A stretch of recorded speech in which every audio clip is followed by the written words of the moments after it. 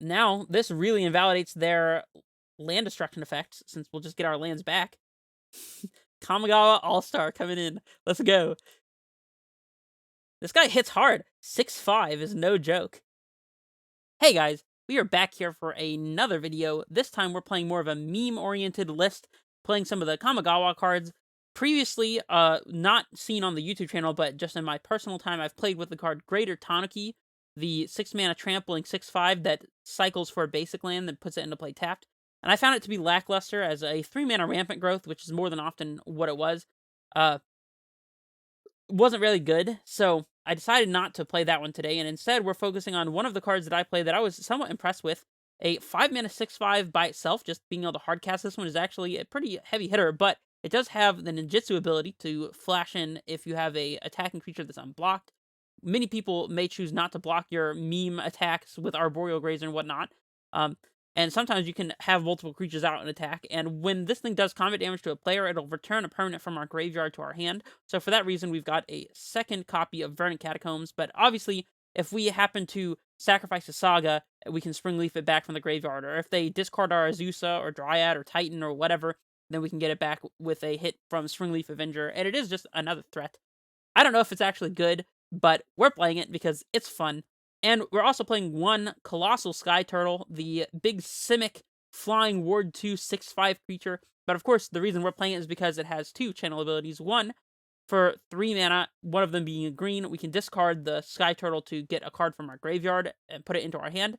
And then the second one, the more relevant one in my personal opinion, is the one in a blue to discard it and return a creature to its owner's hand. That could save us from a lethal Death Shadow, for example, being able to pack for Skyturtle at instant speed and then channel it. I could see that being relevant. We can use it to save our own creatures from removal, perhaps, which is something to think about.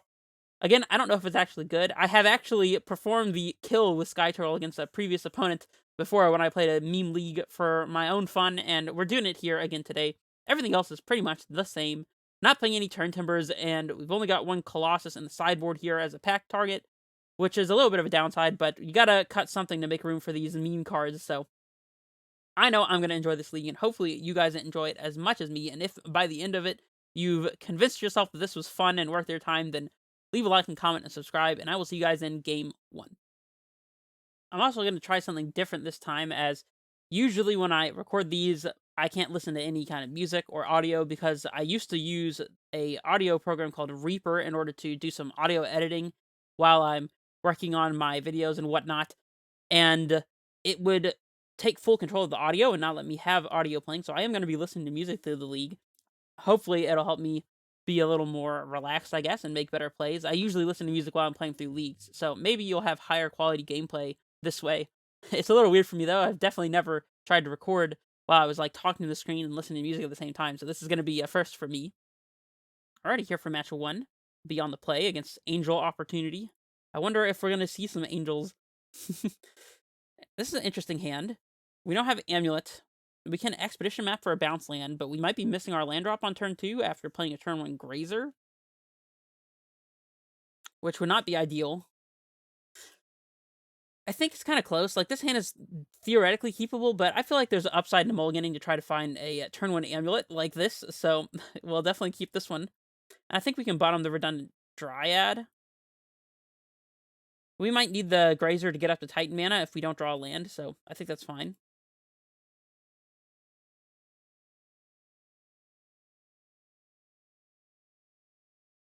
Our opponent has mulligan to 6, and now to 5. Yeesh.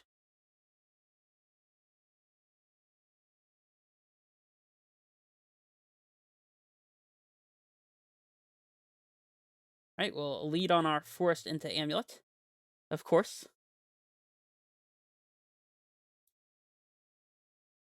They are playing plains, basic plains. Are there going to be angels in our future? That's the question. And since we drew the bounce land, we can afford to go ahead and play Dryad into forest here.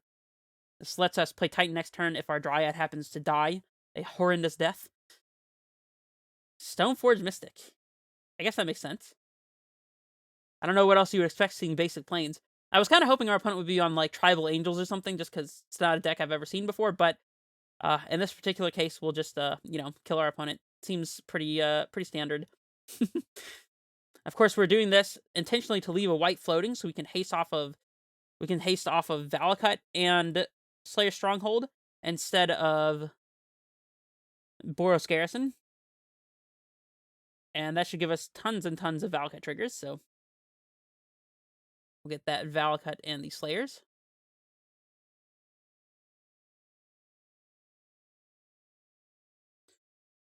And we'll attack and get Vesuva and Valakut, and then we can even Grazer in another land if that's not already lethal. I guess we could be running into a potential Solitude here, but... Well, that's one of the benefits of hasting leaving a white floating, is that if our Titan had died, we would have already set up a single Valakut at the least, so... And that would pair well with our Dryad, of course. And we win. Cool. Starting off strong. Alright, against Mono White Stoneforge Mystic into Caldra. Well, we want the Radiant Fountain in the castle for sure. If our opponent's playing Leonin Arbiter, then it could be a bit of a liability to have Saga, but I'm not 100% sure. Explosive seems like a safe one to bring in. And Colossus lets us get over the top of what our opponent's doing, which I don't know exactly what that is, to be honest. I'm not sure that there's a world where we really need Colossus. I mean, it's never bad, so I'll bring it in. Springleaf seems pretty good against them, actually. I wonder if they'll block our attacking our Boreal Grazer. We'll see. We can trim a Pact to play around a possible Leonin Arbiter. We'll trim a Cavern of Souls because we don't need the uncounterable. I don't mind trimming on Saga as well, anticipating...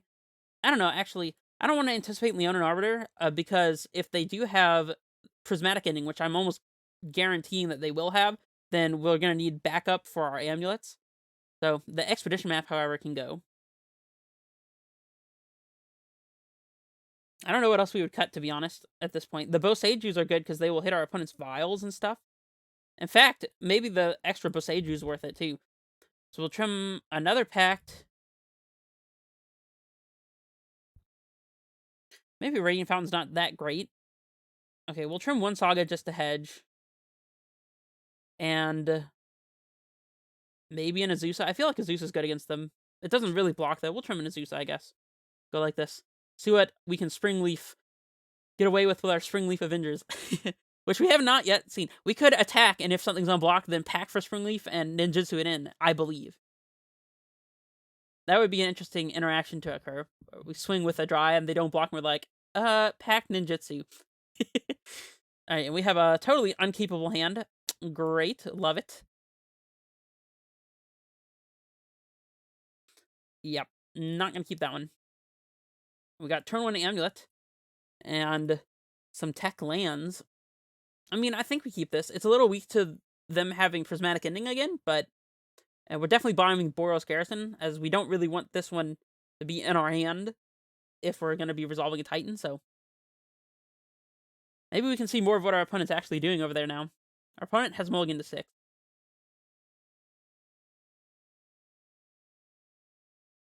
Yeah, we'll keep this one and get rid of the Boros.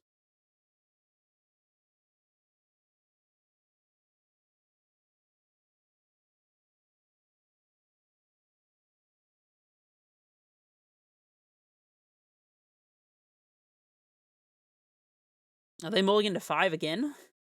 Did they mulligan to 5 the first time? I thought they did. Yeah, they mulligan to 5 twice in a row, huh? I think I'd rather them Prismatic Ending our Amulet than play a Stoneforge here, so I'm just going to go ahead and play out the Amulet, and if they Prismatic Ending, that's fine. We'll play Sanctuary into Dryad the turn after. I tried like 3 times to move this Dryad, and it never worked. Right? Nothing. Just absolutely nothing. Okay. Oh no. Opponent has no clue what's happening. They're going to get Springleafed. It's going to be tragic. And we are going to just develop our mana here. Make some mana progress. I think we want to put in the Radiant, I guess. We can play Bounce Land, pick up the Radiant. At some point in time, we can just hard cast the Springleaf Avenger. Path? Okay. Our opponent mold and then ramped us with Path after we got an additional land drop out of our Dryad, so this is looking quite good for us. Not the best exchange for our opponents. Path has not aged well in Modern, unfortunately. There's a Field of Ruin. So they could be hitting our bounce land here. I don't know. Hey, if they do, if they kill this bounce land, we can get it back with Springleaf Avenger. That would just be perfect.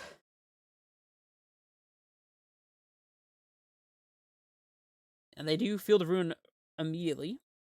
Okay. We can haste our Dryad here and get in for 4 points of damage. They pass again. I mean, so far I'm okay with what they're doing. They have no clock, so... We Simic Growth, play Dryad, play Stronghold, haste, and attack with it. Alternatively, we could just play Simic Growth and Springleaf Avenger here, which I don't hate. And, like, pick up Radiant, although that means that we couldn't cast Titan next turn. We could play... No, we can't play Dryad and a Springleaf this turn. I think maybe... I think going for the Dryad plan is a little bit better here.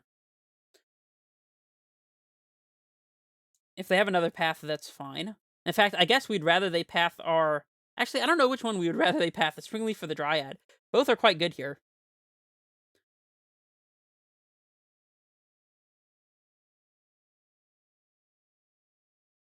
We'll get in for 4 points of damage. The value...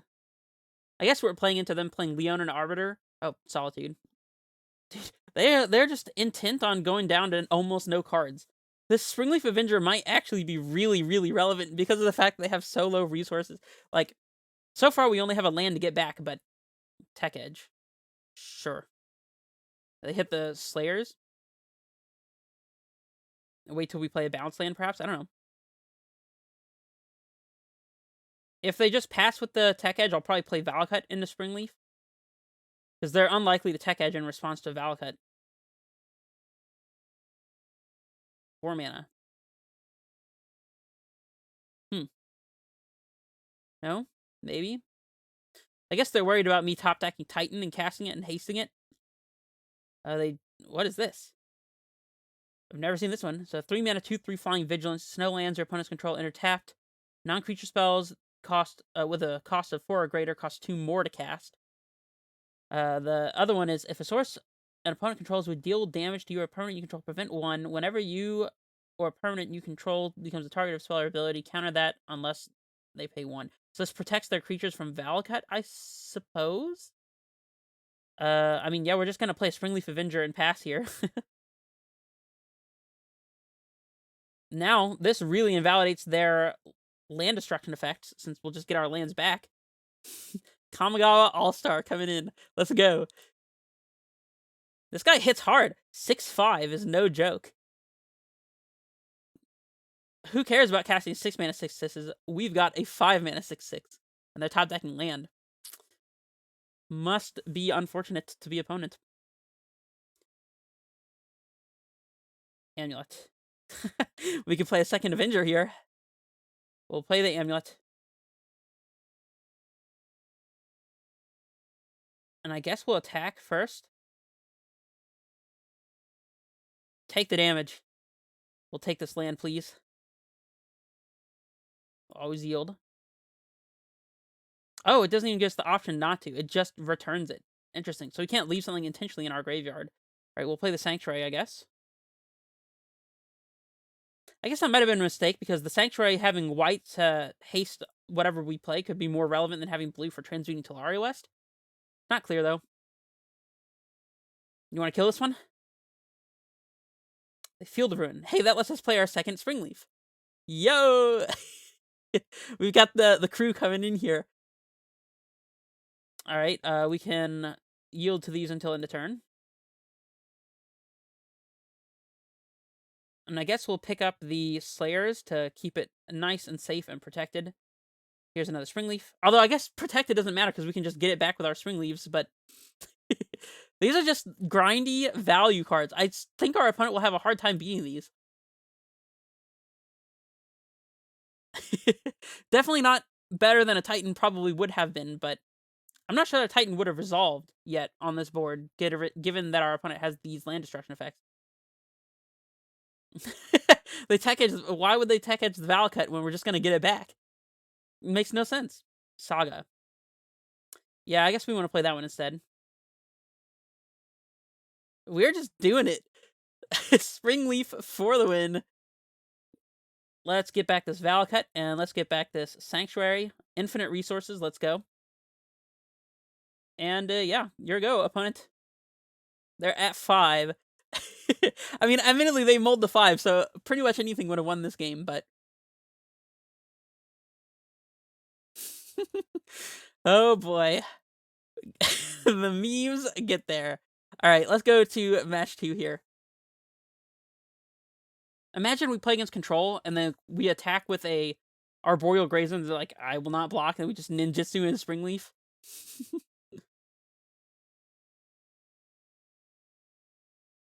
Excuse me. Hey, we get to turn 1 Grazer, and then we have Springleafs to go along. I mean, we'll keep this. Playing against Kahira.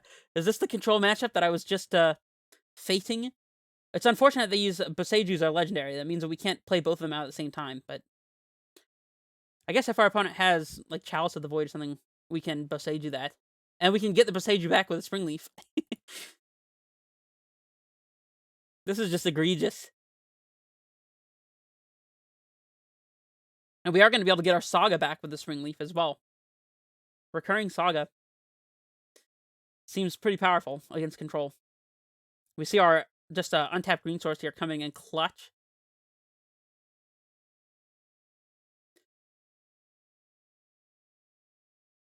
Put in the Saga. Go. I guess if we want to activate Saga and make a token, we have to sacrifice one of the lands to the legend rule. So we like float green, play Boseiju, then activate to make a token. Or maybe we just play Simic Growth Chamber and pick up the Saga, to be honest. They have Chalice. Interesting. And Flagstones? Flagstones, huh?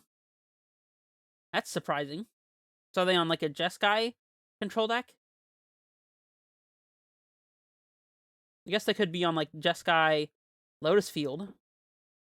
Control. Oh, the Stronghold's a great draw. Now we don't have to worry about sacrificing a Boseiju.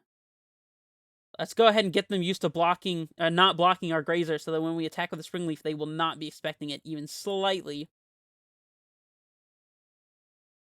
Opponent says respect. Oh, they have no clue. No clue, opponent. It is for the meme, but it's for a much greater meme than they think.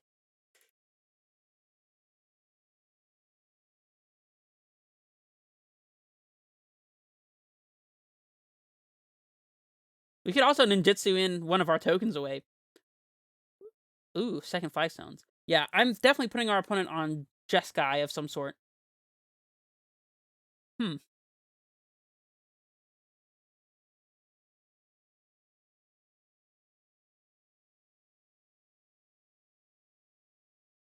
Right, let's not forget to make our guy here. Boom, 1-1. Take that. Alright, any untapped source. Actually, we're not going to be able to save the Saga in play. Ugh, we're close here, but I guess we're just making a token. Our opponent could have Supreme Verdict, but not this turn, so we'll probably get Springleaf in play before that happens. Do we want to get Expedition Map? That's something that we can recur with Springleaf.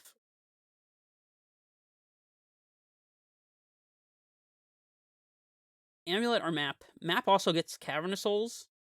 I think it's probably Map, actually. They could kill this Map, but Amulet probably would have been better, so we could Springleaf next turn, but whatever. I don't know. It's a close call. Take 3. They could have Prismaticing for the Map, and then we'd be hyper-punished for getting Map, but... I mean, I guess if they do that, they're leaving themselves open to Springleaf, quite possibly, so... I'm not sure that's one that's on their radar. We still want to draw a non-legendary land here. That would be nice. Although, we've drawn both Boseiju, so there's not another Boseiju to draw here. This 3 Fairy Blood Sun. Okay. Hey, that lets us Springleaf. But it also means that our Saga doesn't do anything. Interesting.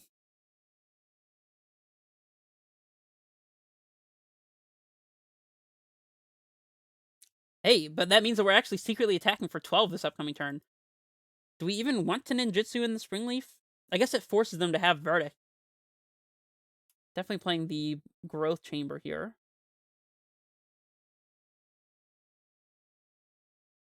And then we can... Oh, I guess the Slayer Stronghold doesn't actually have any abilities, right?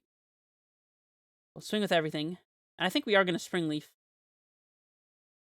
No blockers, you said. Did you say no blockers? How about a ninjutsu Spring Leaf? Oh my goodness. Take 12. And we'll get back the Saga.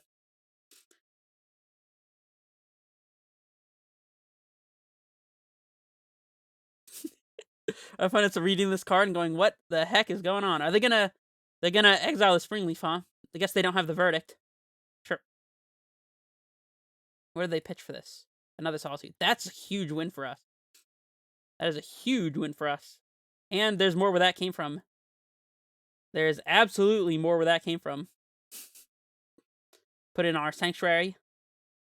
We might actually be winning this game because of Spring Leaf. Now I'm thinking about it. Because it generates a bunch of extra threats from otherwise irrelevant Grazer bodies.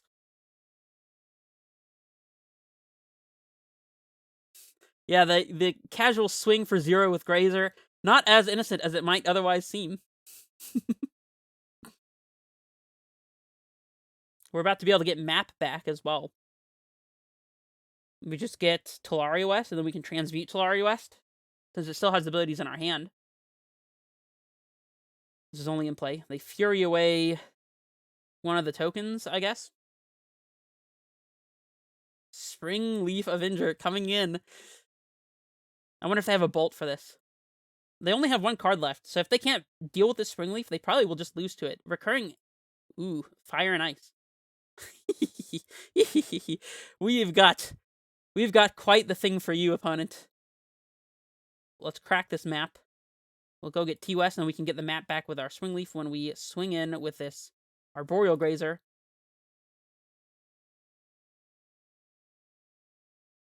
Boom! Take 6. I want this expedition map. Thank you very much. This is ridiculous. Oh boy. This is too good. Yet another game claimed by Spring Leaf Avenger. See what our opponent draws here. Yep, that's the game. Okay. Running hot. Seems pretty good. Freaking got him. Alright, we'll put in Cultivator, I suppose. Boseijus for... Oh! I never even thought that we could hit their Blood Sun with the Boseijus if we wanted to. I was sitting there staring at this Boseijus like, I wonder what this does. We're probably going to want Cavernous Souls against them. I expect counter magic. Lantern of the Lost I'm not as interested in. Force is like, okay. I think Boseijus better, though. Do we want Bog? I don't know, probably not. Skyturtle doesn't seem relevant. Although I guess it does get something back from our graveyard, but I don't know. I'm not a fan of it in this matchup. Clearly, Sagas have a little bit of a downside in this matchup. We can at least trim 1, but they might have Shredding Seas also in addition to Blood Sun, so I think trimming 2 is reasonable. And then trimming 1 Grazer, I guess. We could just trim a pack. I don't know that that's so bad. Oh, we can transmute Talaria West and then get back to Talaria West with Spring Leaf Avenger. I just realized this. 1 Talaria West is all it takes when you're hitting in with the Spring Leaf. You know, we trimmed 2 Sagas, and we just are naturally drawing a hand with 2 Sagas. That's just absolute disrespect from our deck. We didn't want to draw these. They're in there. I guess if we didn't want to draw them, maybe we should be sideboarding them all out, but... Yeah, I think this hand just has to be a mulligan. Especially with our opponent on the play. Like, we go turn 1 Saga, turn 2 TOS, they go turn 3 Moon, and we lose a land. Like, we just can't.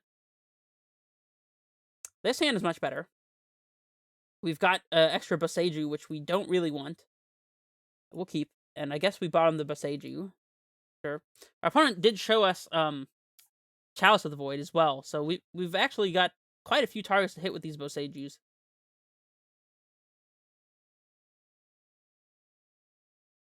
Are we even playing Amulet on 1 here? I think we kind of have to. Valcut, Stoneforge. I love this card, Valcut Awakening. Whew. I've played this in Amulet before. I've done some crazy things in this deck. Yeah, I think Well, we might want to hit that Chalice with the Boseiju. So I'm just going to play out Cavern, and we'll name Dryad here, just to summon Dryad to the top of our deck. Here's Amulet go. If they want to prismatic ending this Amulet, I guess that's fine. They have no land? What? Yo, what? Well, we drew an Azusa, but I'll take it.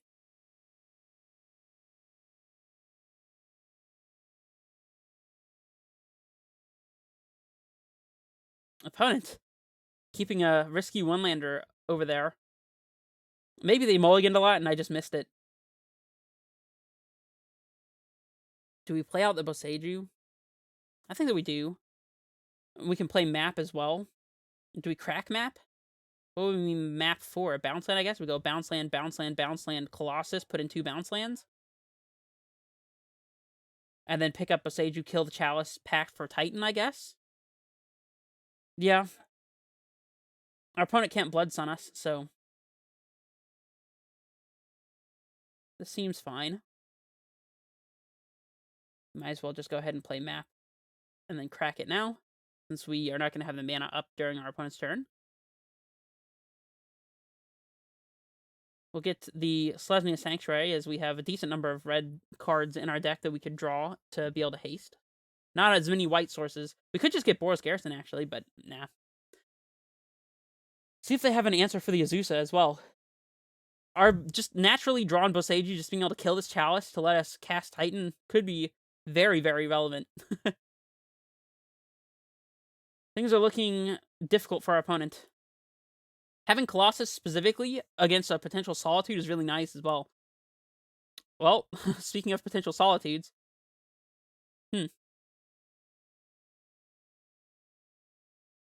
Does our opponent hit a land drop? Nope, 3 cards. What did they pitch to Solitude as well? Wear Tear. Got him. We were siding out Sagas, remember? Do we pick up the Boseiju to kill the Chalice? Then if we draw an Azusa or a Grazer, we have a Titan incoming? Yeah. I guess we are supposed to do that. We'll make it the Simic. It makes our Colossus a little worse, but let's not do that. Just pick up the Boseiju and pass. Boom, kill it. Gone. Oh wait, you know what though? Boseiju will give them a land if we kill the Chalice. So maybe we just want to chill on that.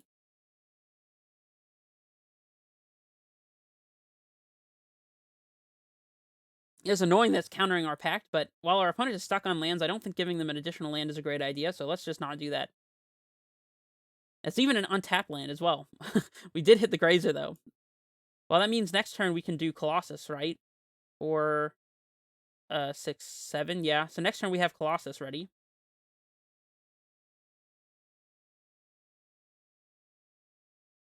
It's unlucky of our opponent to not have hit any land drops. There's flagstones. Are they prismatic ending our Amulet? It's kind of tragic if they do. Do we Boseiju our own Amulet just to get the land? Nah, that seems wrong. I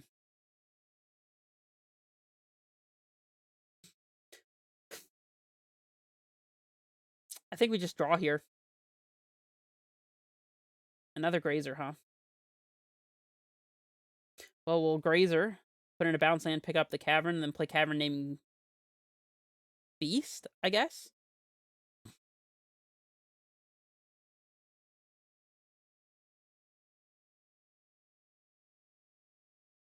And, yeah, we're done.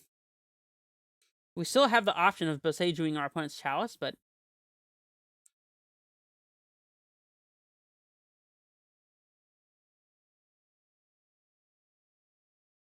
Chalice on 1. Sure. Really glad they have a second Chalice here instead of, like, you know, a relevant spell. Land to go with Colossus. That's what we went off the top. Land to go with Colossus. Or just a Titan, actually. It would also be fine. Oh, that's land to go with the Colossus. So, yeah, we'll play Boseiju. We'll get this guy going.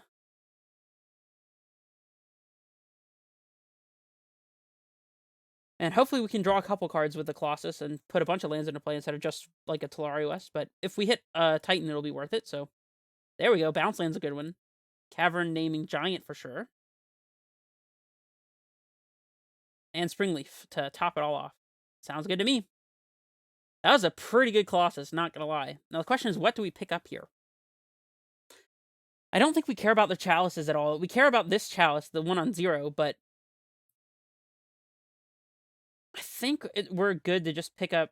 I mean, we don't really want to pick up Tolari Wests. I mean, transmuting for Pack doesn't really do much. We could transmute for Slayer Stronghold, and that can be relevant. Maybe we just pick up the Cavern on Beast so we can cavern through a Springleaf. I don't know. It's an interesting prospect. Now let's just pick up the Boseijus. This way, we could potentially kill our opponent's Chalice on 0 if they have a way to answer our Colossus, so that's fine.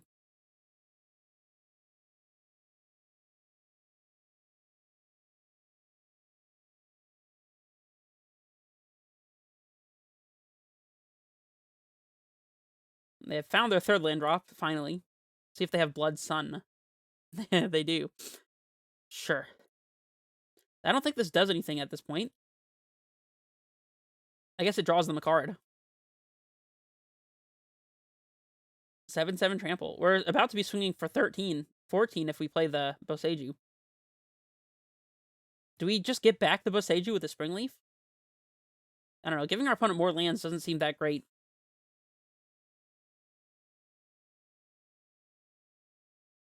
We can't haste Titan here, so, like, Boseijus the Chalice, packing for 2nd Springleaf, huh? Interesting. I think we're just getting back the map, playing map, and then passing.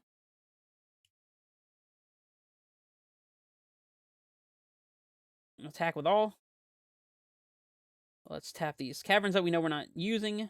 Oh, wait. We want to do this in blockers. I bet our opponent knows what's up. We could get back the Colossus, but I don't think that's really necessary. Cool. We'll get back our map. Thank you very much.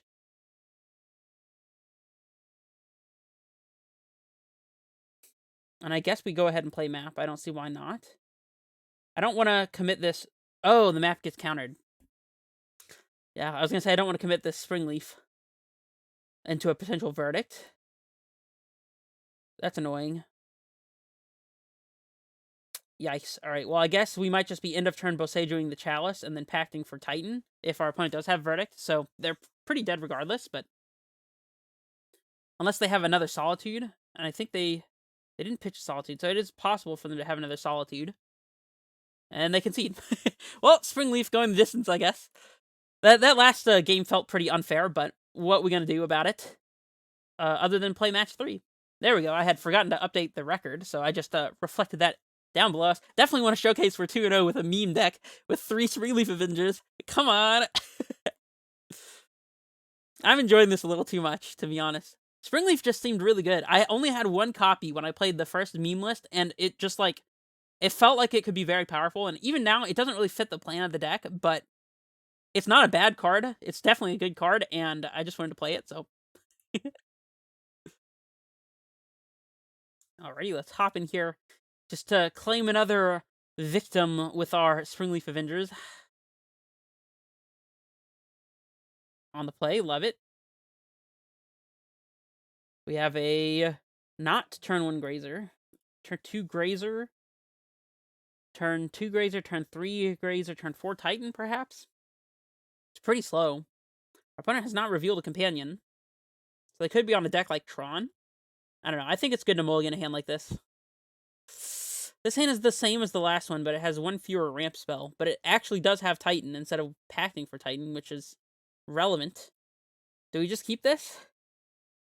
I don't know. Let's see what our opponent does. They're really thinking hard about the mulligan, which makes me think that they're playing possibly a more interactive deck. They choose to mulligan 6. I'm really tempted to keep this. I don't love it, though. We have Titan mana, technically, but it's going to take us forever to get there, but I'm going to try it. We'll bottom the Pact, I guess? That seems fine. I'm sure we'll top deck some ramp, right? They mulligan to 5. If this is Tron, I'm going to be a little unhappy, because this hand is just not great against Tron, but we'll see. Here comes Urza's Mine into map. Flooded Strand. Not the land I expected at all. What Flooded Strand deck? Mulligans to 5. Steam Mints. Murktide? Oh. Oh no. We're playing as Living End. Oh no. Well, this hand is miserably slow against Living End. Street Wraith. Yep, this is not a great timeline for us, but at least we're on the play. Boseijus is an interesting one. That'll let us cast a 3-drop next turn if we draw it. Put in the Sanctuary here. Wait. Oh no, I forgot to play the land drop. How does that happen? I saw the cards light up, but I couldn't hit 5 in time. Oops. That was definitely a misplay. Alright, 3-drop to make up for the mistake. Absolutely not. Dang it, that's going to put us a turn behind. That is so bad. That's okay. We weren't destined to win this game anyways. Our opponent's just going to Living End. And we're going to lose. We have Lantern of the Lost and Bajuka Bog after sideboarding, so Lantern being the most impactful one here. Guess we play Slayers, and then next turn we can go Boseiju into activate Garenbrig Titan, but we're probably just dead here. They're going to cycle a couple more things, and the next turn after we play our Titan, they're just going to Living End and we'll be dead.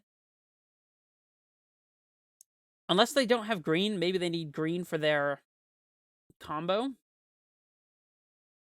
We'll play the Boseiju. Green source being OP here. If we had mainboard Bog, this could be quite good for us, but I don't think that we do.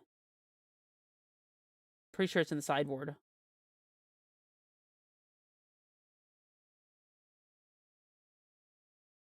Oh, it's being really laggy. That's cool, though. We'll get Valakut to set up a Dryad. And, I guess, Talaria West. We don't really have much other choice, so I guess we could. Nah. There would have been no point in getting. Sunhome. So we have 1, 2, 3. If we draw an untapped source, we can. Well, I guess we can't Titan now. They must have a green source to play in combo. No? Okay. Just making sure they're not dead to Dryad, I guess. Yeah, about making sure you're not dead to Dryad, opponent. Bad news. Oops. Let's go ahead and transmute preemptively for one of the Valakuts, as that is the way we roll here. Get more damage this way. I guess they could have removal for the Dryad, like a Brazen Bar to bounce it or something. I mean, there's nothing else we can really do here. We don't have any way to interact. No Bajuka Bog for our opponent's graveyard, so we'll just do this. And we win. Cool. Very lucky to win this game. I think it's just because they were stuck on green mana, since their Violent Outbursts and their Shardless Agents all require that color. We'll bring in the Bog and the Lanterns, of course. They probably play Blood Moon, so we want the Boseiju and, like, A-Force, maybe. Garenbrig is good. Springleaf doesn't really do much. I guess, no, I can't even rebuy the Lantern, because Lantern exiles itself. This is the one matchup where I'm just going to be boarding out all the Springleafs, because it doesn't really do anything, unfortunately. Is Colossal Skyturtle any good? We can channel it in response to Living End to get a 6/5 flying. I don't know if that's any good. I think we don't need a Skyturtle here. Cavern doesn't really make any sense. In fact, we'll cut a Cavern. Think that Saga's good here. Maybe not as good on the draw, so maybe on the draw we trim them. They also are weak to our opponent's forces and stuff, so I don't know. Saga's not great. We can trim Saga for sure. And we'll have Radiant Fountain instead to hopefully survive an extra turn against Living End.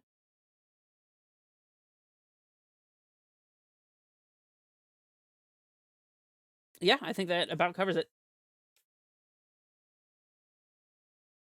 I guess trimming Saga, we should be trimming the Expedition map as well, but oh well.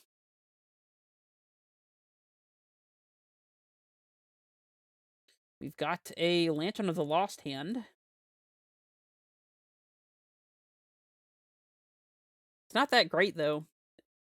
They can just kill the Lantern with Foundation Breaker or something along those lines.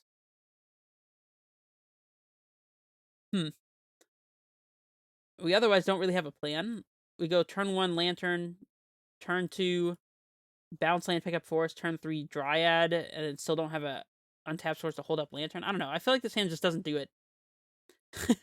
This hand with the natural bog, though. That's quite a spicy one. We'll definitely keep this. And we don't need the Azusa here, so just natty bog. Seems good. We'll probably Grazer in our bounce land here.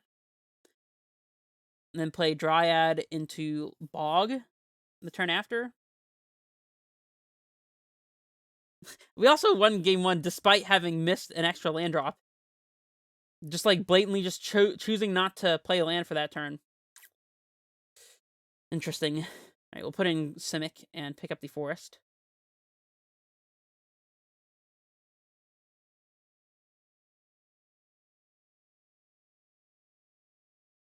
It'll be nice to have a Dryad in play before their first living end, so that if they have to living end a second time, like for example if we resolve a Titan and they need a living end to try not to die to it, but we just get back a Dryad if they do, then we might have lethal with Valakut. So speaking of Titan,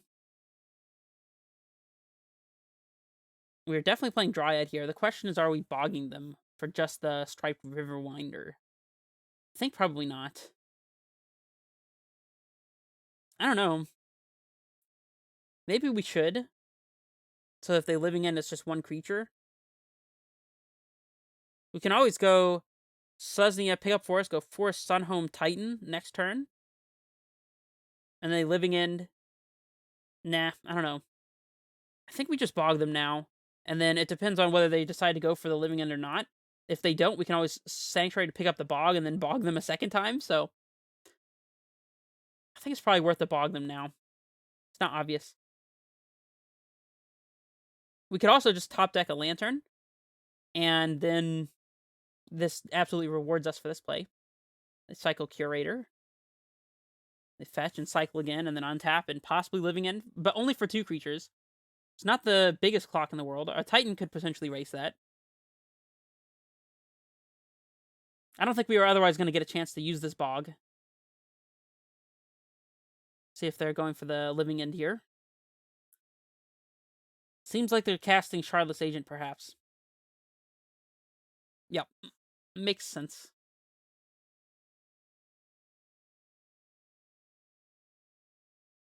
I guess we're still playing Sanctuary here, and we're just going to pick up the Forest.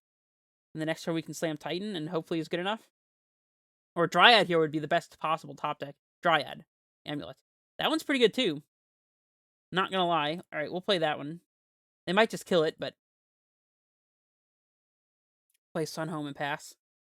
It probably still would have been right to play the Sanctuary out, just in case they have a way to interact with the Amulet. Now we can't cast Titan next turn, but yeah, they could have Ingot Chewer or, Foundation Breaker or whatever, so they might be holding up Instant Speed Violent Outburst here as well, so yeah, we're in rough shape. Grazer is a decent one. See, so we Sanctuary Grazer up to 3, 4, 5, 6, 7, 8 mana. Titan, ETB. Can't really do much. I guess we could Grazer in Bog, perhaps. I mean, we're definitely going to lead off on a Sanctuary play. I think there's no reason to play out the Grazer here. I guess it does block a Curator. I don't think there's a need to pick up the Bog, so I'm going to keep Sanctuary in hand, I think.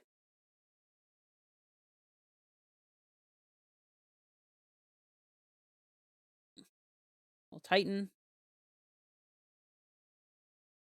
1, 2, 3. And we'll search for... Interestingly enough, actually, do we even bother with the Valakut? Like, we could go Valakut Slayers, but then that's weak to them bouncing our Titan, and we're just dead on the swing back. If we get, say, Valakut and no, not Radiant. We could get Radiant Fountain and a green source like Boseiju, and then play Grazer and play in a chump, and then potentially have lethal next turn.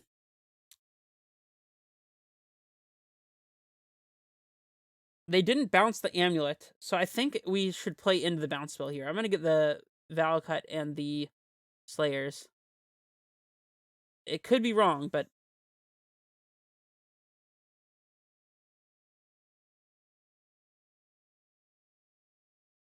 see if they have it.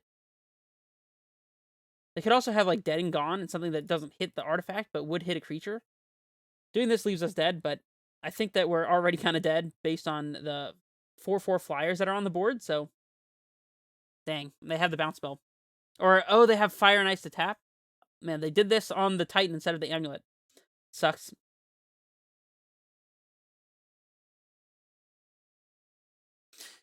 Yep, we're just dead, so we'll go to game 3. Yeah, Living In is a horrible matchup.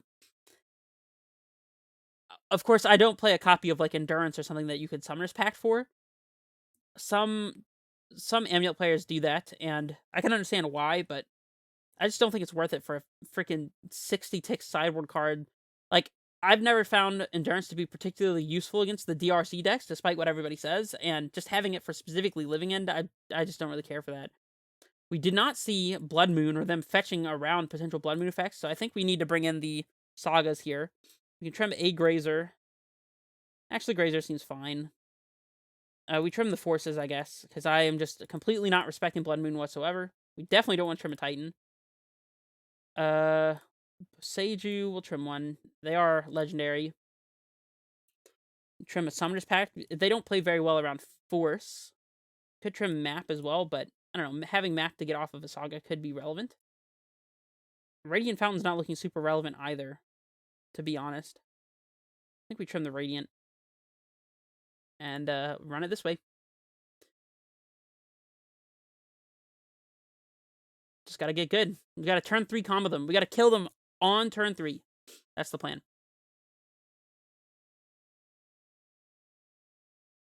This hand is not a turn 3 kill. This hand is a potential turn 3 kill, and it has Lantern, so we'll keep this. And bottom... the Talaria West, I guess? Having Misty to fetch for a basic forest could be important, so... I'm definitely leading on Saga. We do not care about the token value. And I think we'll go ahead and play out Lantern. It's weak to Force, but it's better against Foundation Breaker.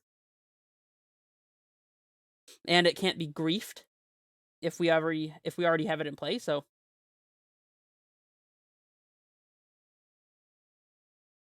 Right, we'll play out our Mist Urain Forest when we have the chance. And we'll just pass to our opponent.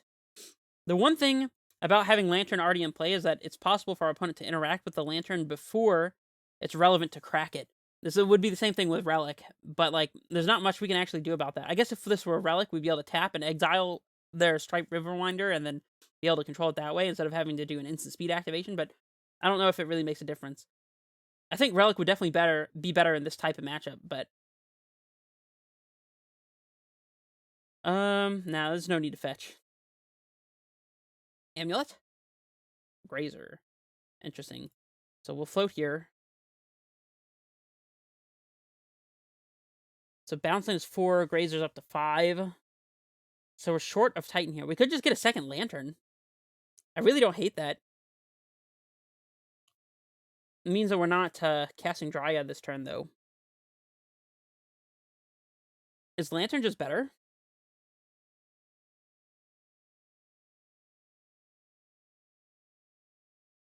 I think Lantern is just better, actually.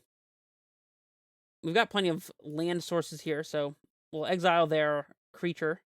We'll fetch a basic, Grazer out, bounce land, and then play the basic for turn, so we hold up Lantern during their turn also. Although I guess there's no real reason to be holding up Lantern here, but... should we get the Breeding Pool to be able to transmute? That is an interesting question. I don't think we need it.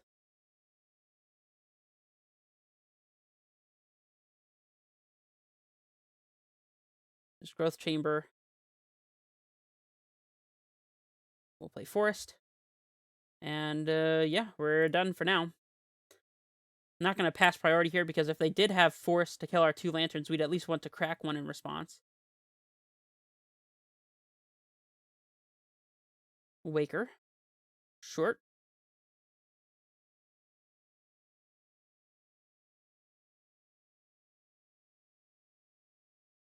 I wonder if they just go for a living end now to force us to crack the lantern.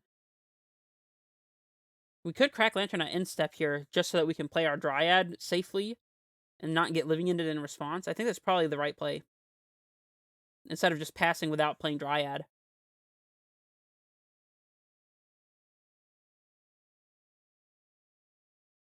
And we'll play Sanctuary.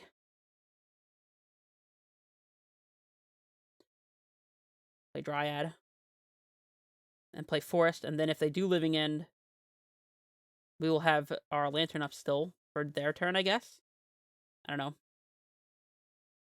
And now we're starting to get to territory where having access to Endurance would be obviously great, because we could pack for Endurance and still pay for our pack and even free cast it, but they could living in to get our Dryad out of play.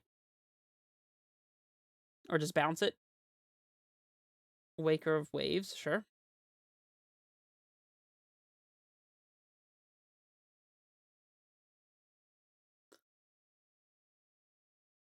Foundation Breaker in the yard, huh?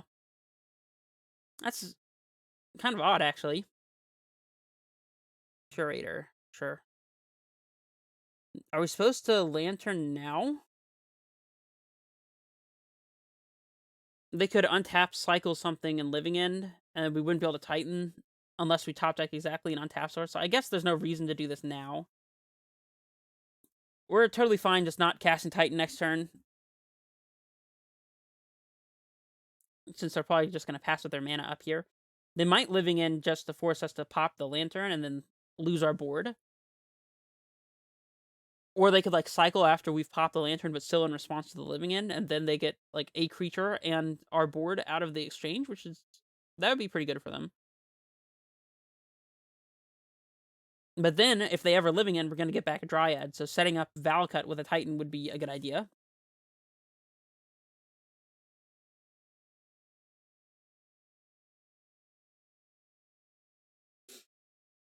Opponent's tanking.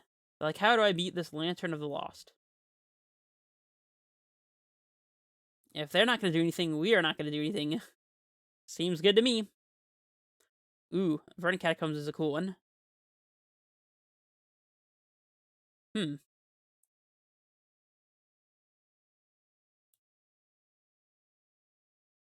Interesting. We could play Verdant Catacombs. I think holding Verdant Catacombs to get double triggers from Dryad is probably better, though. I'm going to play out the Gruul Turf. Put with the Forest, and then pick up the Forest and play Forest. And then we're just not going to commit anything here. There's no reason. We'll attack, though.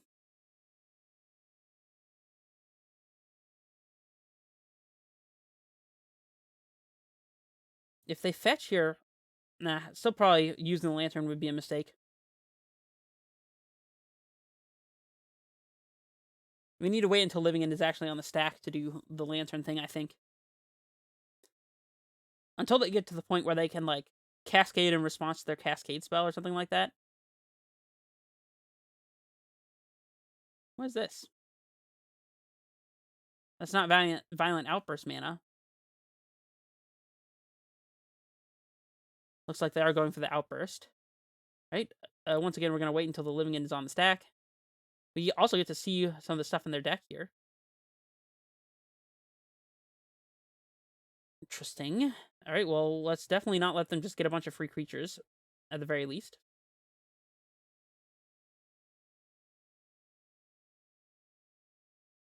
We lose our board. And now, the game begins again.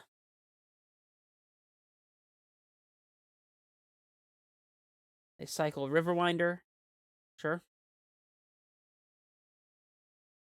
So if we play Titan, we're probably just getting double Valakut. Then land into Verdant Catacombs would be lethal. So, like, since we'll have 2 plays of the land with the Dryad, if they... Oh, Grief is kind of a beating. Because if they living in that one back into play, then we lose our additional Titan copy here. That one's kind of scary. They would also have to have another living in effect, which they might. We know they don't have this Shardless agent that they revealed to their Cascades, so... Or this Violent Outburst. And they've cast 1 Violent Outburst, so that means they have 2 Outbursts, 3 Shardless they could potentially have. It's only 5 and 44 cards or whatever it was, so it's probably not that probable.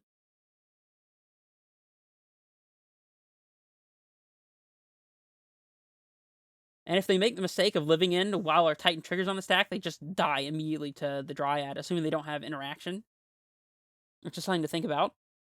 We could also get Valakut Bog to force them to living end. And then kill their creatures, or their Grief at least, with the Valakut trigger. Looks like they're thinking about living end on upkeep here, and taking our pact with the Grief. That would be really, really weak to us top decking another Titan, though. It might be the right play, though, to be honest. I don't really know what's in their hand, but it doesn't seem like a bad play, especially if they have no way to beat Dryad otherwise.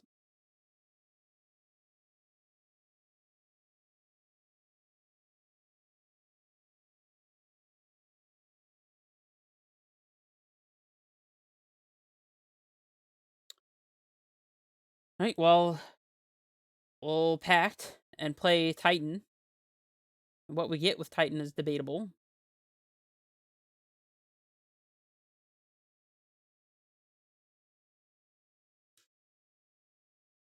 I guess they could force of negation the Summoner's Pact. That would not be pleasant.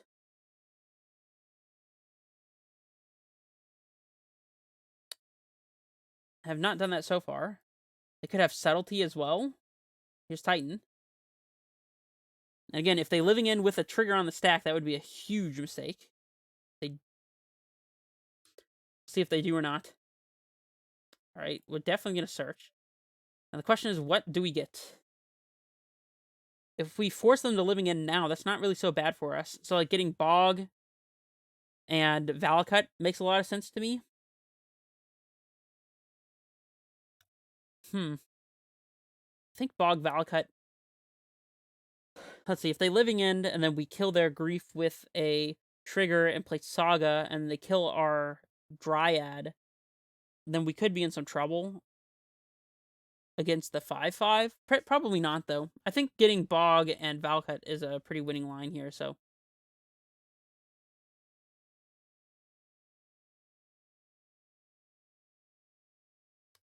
We'll Bog them, of course.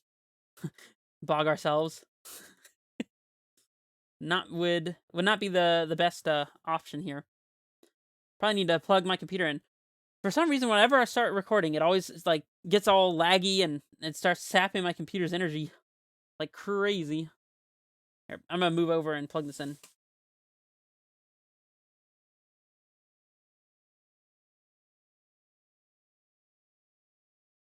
Alright, so it looks like they've gone for the living end, so we'll let this resolve. They can take nothing out of our hand with the Grief. That's fine with me. We even get a Grazer trigger here, which is quite intriguing.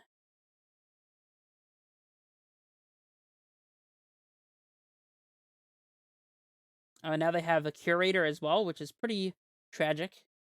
We'll put in the Saga, I guess, with the Grazer. And we'll send a Valakut trigger at the Grief. And then we'll play land...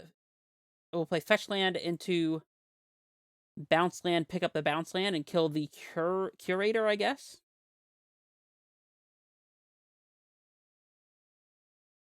This gets rid of the Grief permanently, which is fantastic. Get this Curator out of play, for sure.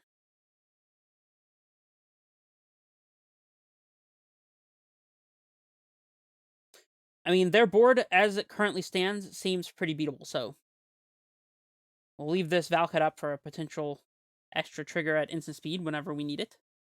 We can chump with the Grazer and then with a couple Saga tokens and get the map that I hope that we have not boarded out over the course of like 2 turns or something. We'll definitely block, as this Grazer is otherwise not doing much for us.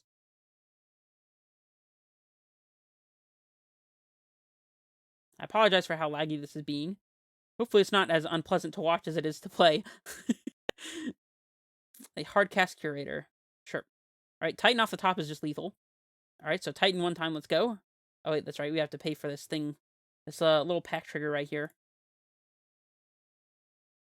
Alright, Titan off the top, let's go. Boom! That's not Titan. Cool. Alright, we'll play this. We'll not pay the life, and we'll send some triggers at the Curator. Play land. Send another trigger at the Curator. We're definitely grinding this game out. And if our opponent living ends again, we get a Titan back, so we'll pick up Bounce Land again. Infinite Valcut triggers, that's the name of this game. Swing with the Dryad.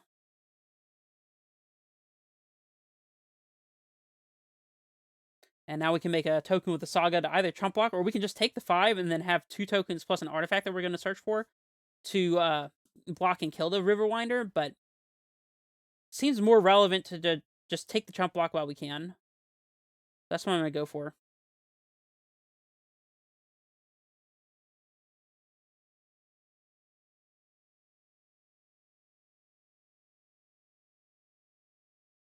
Vesuva or Valakut is lethal. Titan is probably lethal.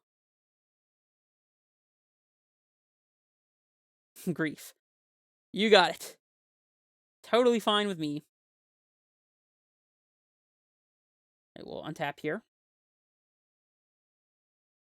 Now the land is not that fantastic. Let's go ahead and activate our Saga for a token here, because we might as well. We might just have lethal here, depending on if we have map in deck or not. They could bounce our Dryad, perhaps. Oh, we do have map. Alright, they're dead. Cool. We'll crack map. Get Valakut or Vesuva. And our opponent is just at a double land drop, so let's go with Vesuva for the fanciness. They don't need to know that we play second Valakut. We'll just send these triggers upstairs. We're not going to always yield, though, because that would be a mistake, potentially. We will always yes, though. And we'll play Forest. And send these upstairs. And then if they have removal spell here, we can fetch in response. So that's just game. Wow, we actually won against Living In, which is not easy to do. Well, we are currently 3-0. As you can see down below in the record, this little meme list is doing a bit of work, huh? Anyways, I'm going to go ahead and take a break now, because it seems like my computer is just absolutely dying, and it needs to charge, and so I'm going to give it some time. And I will see you guys in a couple seconds. Alright, we're here for round 4. Hop on in here. See if we can keep the meme rolling. Can we get the 5-0 perhaps with our Springleaf Avenger list? Playing in Salty Steve. Oh, he's gonna be real salty after we get this Springleaf Avenger into play. We'll definitely keep this. Against Luris, interesting. If it's Hammer Time, we got the natty Boseijus here to interact with what they're doing. We also get turn 1 Amulet, turn 2 Dryad, so that's the thing. Mishra's Bauble. Bloodstained Mire. Womp womp. Guess we're not playing against the Hammer Time Luris deck. Tapped Blood Crypt is very unusual to me. I guess our opponent didn't have anything to do. We'll play out the Amulet here for sure. If our opponent wants to dash Ragavan, I'm okay with that. Need to get this one out underneath discard spells, which our opponent didn't cast turn 1, so maybe they don't have them, but I don't know why they would choose not to shock in Blood Crypt if they had any 1-drop. There's a Dragon's Rage Channeler. Interesting. Okay, well, we get to play our Dryad here. And since we have the Boros Garrison, I think it's okay to develop mana here, just in case our Dryad dies. So I am going to pick up the Forest. And then I'm going to play the Forest and Grazer in Valakut, I suppose. That's another reason to develop mana, is to get closer to Valakut mana. So this way we have Titan mana next turn, or Colossus mana if we keep our Dryad in play. Another tapped Blood Crypt. Does this mean our opponent's not playing Death Shadow? I guess it must, right? Croxa. Alright, well, we'll pitch the Boseijus, I guess? Yeah, I think that's the best choice. The Mystery Rainforest represents extra Valakut triggers, and the Boros Garrison is Titan mana, so... And our opponent's tapped out. Titan! That's not Titan. Do we play around another Croxa by keeping a land in hand that's not Boros Garrison? Planning to discard the Sunhome, perhaps?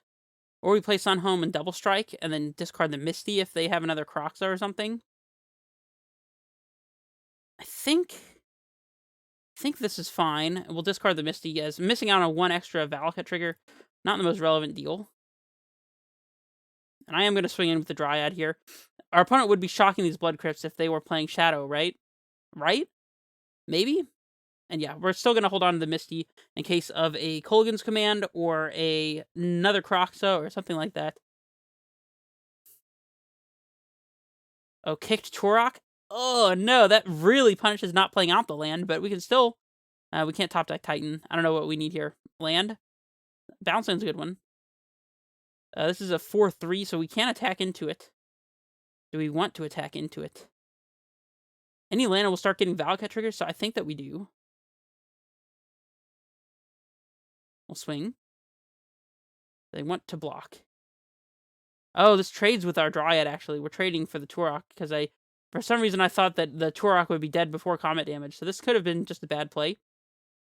So we'll definitely do the double strike thing here. I think attacking with the Dryad was actually a huge punt. This also gives them something to get back with Luris. That isn't Croxa.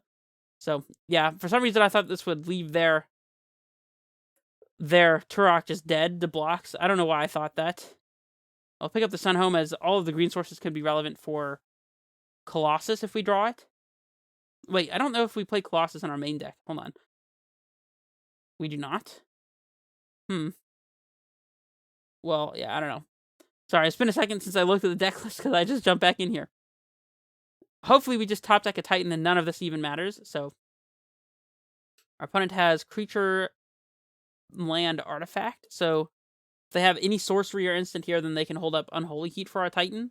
They could also just have Terminate. Graven Cairns locks in our opponent on just straight black-red, I think. I don't believe that any splashing color deck would play Graven Cairns, so no green. Thoughtseize is pretty fine. I mean, it does enable Delirium, but we don't have a main board Bajuka Bog to get. We'll not block here so we can road block a Ragavan. It definitely attacking with that Dryad was a bit egregious. Croxa. Yeah. Well, we still have Titan mana in play, so... Alright, Titan off the top. Let's go. Not Titan. Do we hold this to pitch to Kolaghan's Command? I think that we do. Or to save the 3 life from the Croxa, I guess.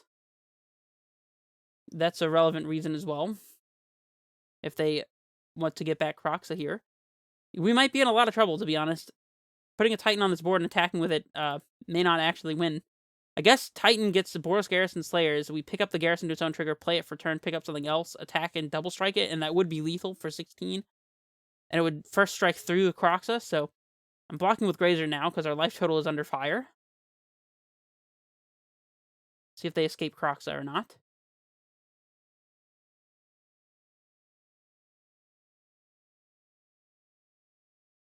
They go for a kicked Turok. That's fine. I think we prefer that to them casting Croxa. Springleaf Avenger. Okay, well, I mean, we'll play it. This gets back Dryad, and then it gets back land. I don't know. Assuming that it ever does damage, which it probably will not, but we'll see.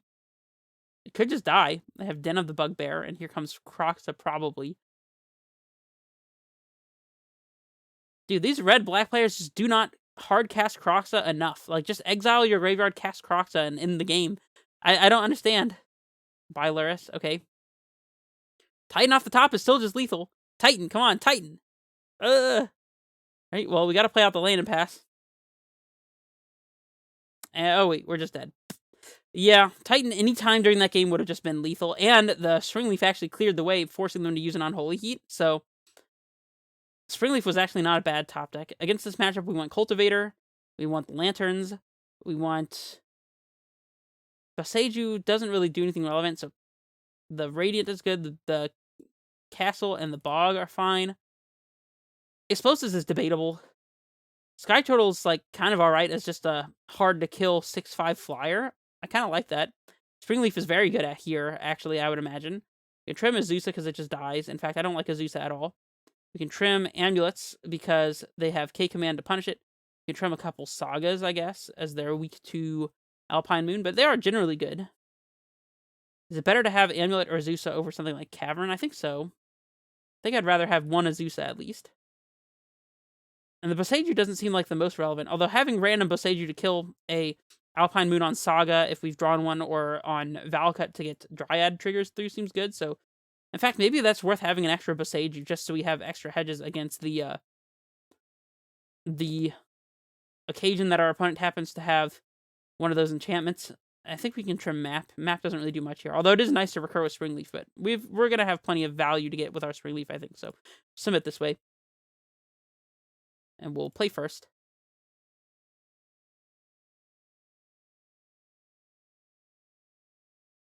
We do still have one Amulet to search for if we do need it. This hand plays turn 1 Lantern of the Lost, turn 2 Castle, perhaps, or turn 1 Castle, turn 2 Saga Lantern, so we can crack it as well if we need to. We have Springleaf, which is a little expensive, but possibly good. This hand's definitely on the slow side, but I'm going to try it. And if our opponent has Alpine Moon, we might be in a lot of trouble, but we'll lean on the Castle here and pass. I think they're likely to play a 1-drop on turn 1. DRC, probably. Inquisition. So they take the Lantern. Interesting. And they know about the ninjutsu, so they're not going to get got by Springleaf Avenger. Probably. Lantern's the only legal choice there, so... If we play Saga, we have to top deck and untap Source to get Saga value, and we get blown out by Alpine Moon, so I'm just going to play the Valakut and pass. Then we'll play Saga next turn, and maybe a 3-drop if we draw it. That would be the most ideal scenario. Dragon's Rage and another discard spell. I assume they take Titan here. Not super clear. I mean, both of these cards are actually good. I think Titan's a little better than Springleaf, but Springleaf threatens to get back a Titan, so it's definitely up to them. They take Springleaf. Okay, well, that's a good testament to the power of the card. We'll play the Saga and just hope our opponent doesn't have the Alpine. They kept a card on top when they cast the Thoughtseize into the Dragon Rage Channeler, by the way. Maybe it's a land and they're looking for a 3rd land drop, or maybe it's an Alpine Moon or something. Shizo, the one that gives fear. Artifact creatures can block the feared through creatures, so there's that. Thoughtseize to take the Titan is inevitable, so it's probably fine. We do get to make our Saga tokens, quite possibly. No Alpine Moon, don't do it. Alright, so we get Saga tokens, that's good. We're gonna pick up a land here, so I guess we just main phase the token and play Simic and pick up Valakut, I suppose. And then next turn we can get our 1 of Amulet off the Saga if it's still in play and be able to have Titan mana. We won't be able to haste, though, thanks to the fact that we have drawn Boros Garrison, but that's okay. Maybe going for the haste wouldn't be good here anyways. Straight off getting Bog is probably fine. Turok is surprisingly not that bad for us here, so... Okay, well, it took us off Titan mana, so that's a little worse, but... Grazer. Yeah, we'll make a dude. And this time, I guess we search for Lantern, so we get the extra redraw. We'll hit the unique card type out of their graveyard. We'll play Valakut, and I guess we might as well go ahead and Grazer and land. And we're going to leave the green sources in play so that we have the ability to cast Titan later on down the line if this one gets discarded. Do we swing in for 3? I think that we do.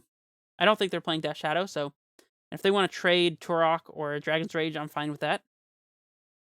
Hopefully they don't K-command us. Now is the only time where it would be relevant. If we had not played Grazer, then I suppose we could play around K-command by cracking the Lantern, but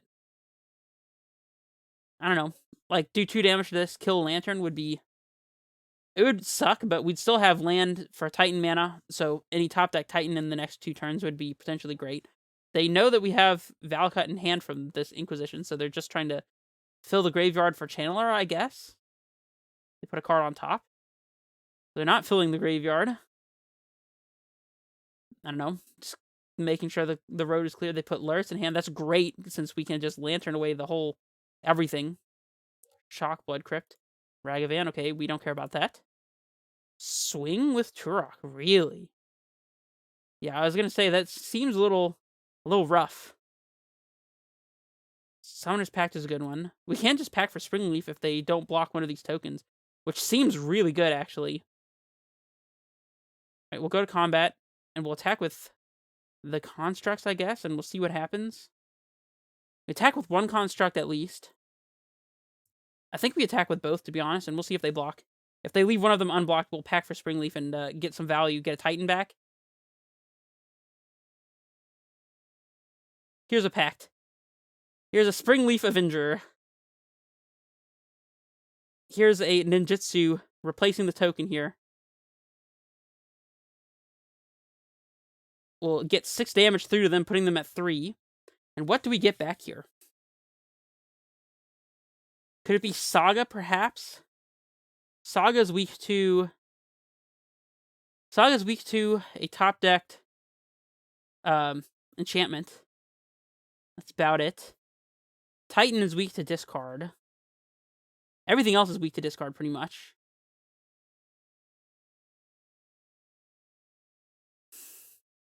We can play Saga this turn. We'll not be able to activate it next turn, though. Unless we cycle into something good, like a land, an untapped land. We could just pick up another Springleaf Avenger.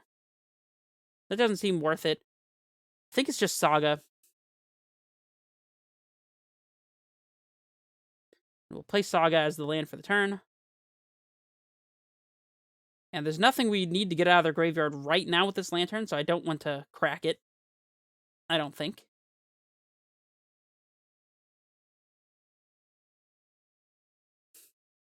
See if this Springleaf Avenger goes the distance, huh? Give Fear to the Ragavan, sure. Swing with these two. I think... Do we block with the Grazer? Interesting question.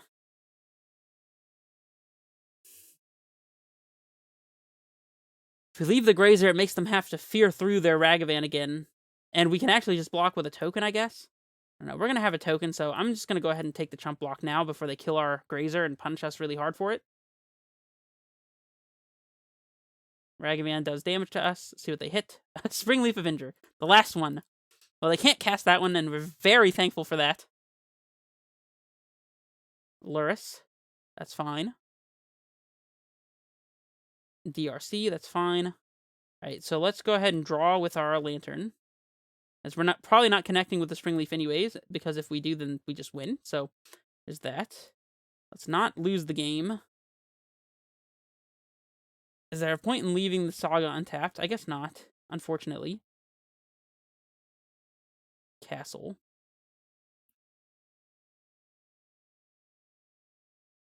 So we play Saga, pass with Springleaf untapped.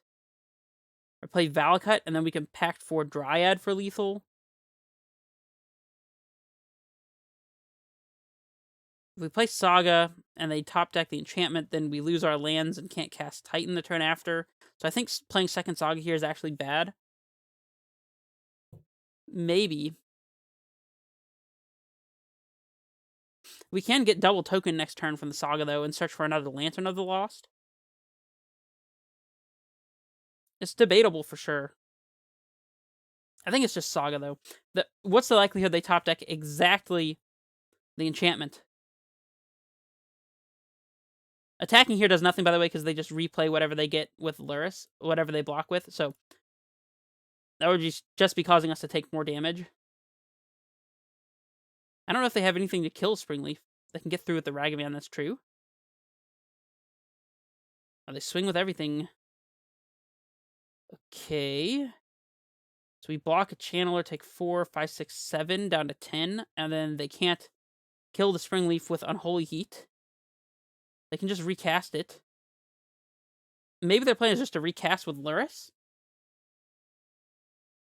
If we block the Turok and get Unholy Heated or Bolted, then that's not great for us. But I think this is the right play, because it's going to take more of their mana to recast the Turok. And it leaves us with more life to work with. So they hit a Dryad, which we would have loved to draw. That would have been lethal, but, you know, what can be done about that? They kick Turok. Sure. That's fine. We've got the most important lands that we have in our deck in play, so... We draw a Skyturtle. Now, that's a very interesting one. So we have 1, 2, 3, 4, 5, 6, 7. This is a flyer. This might just end the game on the spot. That's very interesting. And it has Ward 2, which is not that super relevant here, but it's a fact. We could also use this to bounce something. So, like, we bounce Turok and attack with a Spring Leaf, and they're forced to block with Luris. And then we still get a token with a Saga. So we could even block the Ragavan. They get to recast Turok, but without the Luris, I don't know what their plan is for this game. Interesting. I think either way, we're good to let this Saga go. Get... I think Lantern of the Lost makes the most sense. Exile our castle, as we're probably not getting that one back with Avenger anytime soon, if ever. Do we just cast the Skyturtle? That is the question. We can even then block, say, the Turok and something else. I think just hard casting Skyturtle here is the right choice. I don't see them realistically beating this, so... I think this 6/5 flying Ward 2 is just going to get there. Unless they can activate Channeler and kill our Lantern of the Lost. Does the meme strike again? It's really awesome that we just top decked the Colossal Skyturtle. I was thinking about the possibility of pacting for it and using one of the abilities on it if we top decked a pact. But, they give Fear to the Ragavan to see what they can hit off the top. I guess they could hit a Grazer to block. Hit Boseijus. Yes! Yes, that's how we want this to go. And I think they're just dead to the Skyturtle. Go ahead, opponent. Pack it into the meme. Meme too strong. Skyturtle for the win. Alright, let's make a Saga token here, since it is free. We'll get our amulets, because why not? And let's go to combat. We'll attack with the Skyturtle, and if they do anything before blocks to enable their DRCs, we'll just Lantern. Terminate this. Oh no, they can kill it. Well, that sucks.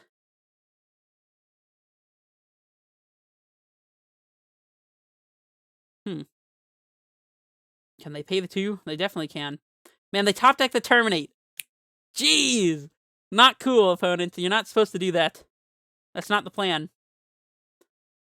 Okay. So it's not going to be that easy. Do we crack the Lantern? I think that we do not, but we do probably play the Tolaria West.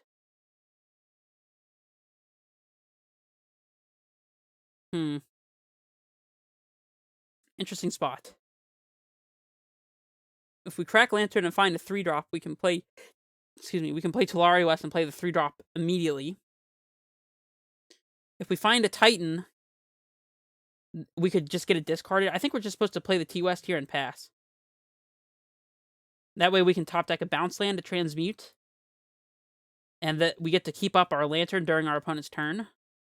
They can't fear through the Construct token, because we do have an artifact now to block their Ragavan, so that's not really working for them.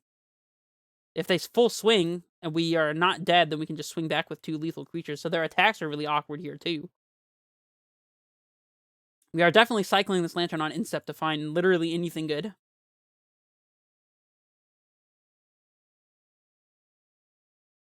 K-Command to kill the Construct and the... Alright, come on, man! What is it with these top decks? Don't do this, opponent. You don't want to do this. Alright, well, we'll just let this go, I guess. That sucks. Well, we can block something and then exile it with Lantern, since we know they don't have a discard spell in hand. So if they go swinging... Weird that they tapped the... Oh, no, that's not the card. The Shizo. They do play one of the new black legendary lands to get a creature back. I think this one is not the best of the cycle, for sure. But yeah, if they swing, we'll block the Ragavan and then exile, I guess. Or maybe it's better to block the Turok just to save life points. We definitely block this if they attack. This is a wasted attack. We can still just top deck a Titan and cast it. Interesting. They attack with a Turok too. Or DRC as well. I don't know. These attacks are weird for them, I would say. Swinging with the Ragavan, not a great idea. We'll put a stop in their damage phase. We'll block the Ragavan for sure. And then in damage phase, we'll pop the Lantern so they can't recast the Ragavan with Luris. We drew a T-West. Interesting. Titan. That's an awesome one. Here's Titan. Now what? Let's hit yes to this. If we get Sun home, they have 1, 2, 3, 4, 5, 6, 7 points of blocking. And we'd be attacking for 12 with the Titan. So at max, they could save... And let's say they put a 1-1 in front of here. So that's 6 points. So they'd definitely be taking lethal if we set up Sun home and they don't top deck a thing that is good for them. So I think Sun home makes a lot of sense here. And the other one is to our discretion. It's probably just Simic, so we can bounce T-West and have redundant threat in hand. Is there anything else that matters? We could get Bojuka Bog. Now, Bojuka Bog doesn't really do anything because we wouldn't be able to play it during the turn where they're supposed to block. Yeah, so I guess Simic to pick up the T-West is best. That way we can transmute for Bog and take them off of Delirium if they happen to find Delirium somehow. We'll keep both of these in hand. We definitely don't attack so they can't rebuy with Luris. Otherwise, they may have no value to get. We're traversing this game the hard way. I cannot believe they survived the Skyturtle. That was so lucky of them to top deck that Terminate. They fear the Turok. Okay. They can get through for 4 damage here, I guess. They swing with the Luris also.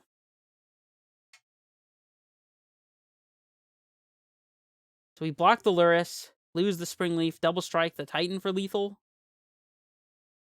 Definitely blocking Luris here. I'm probably just taking 6. If they have a spell, they literally can't get Delirium here.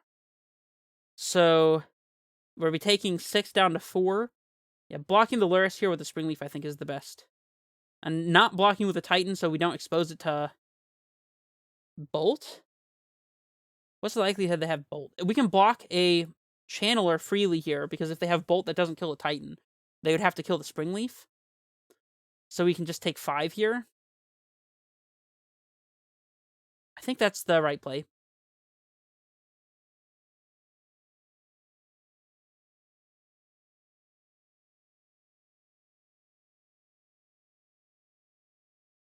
Our opponent is contemplating over there.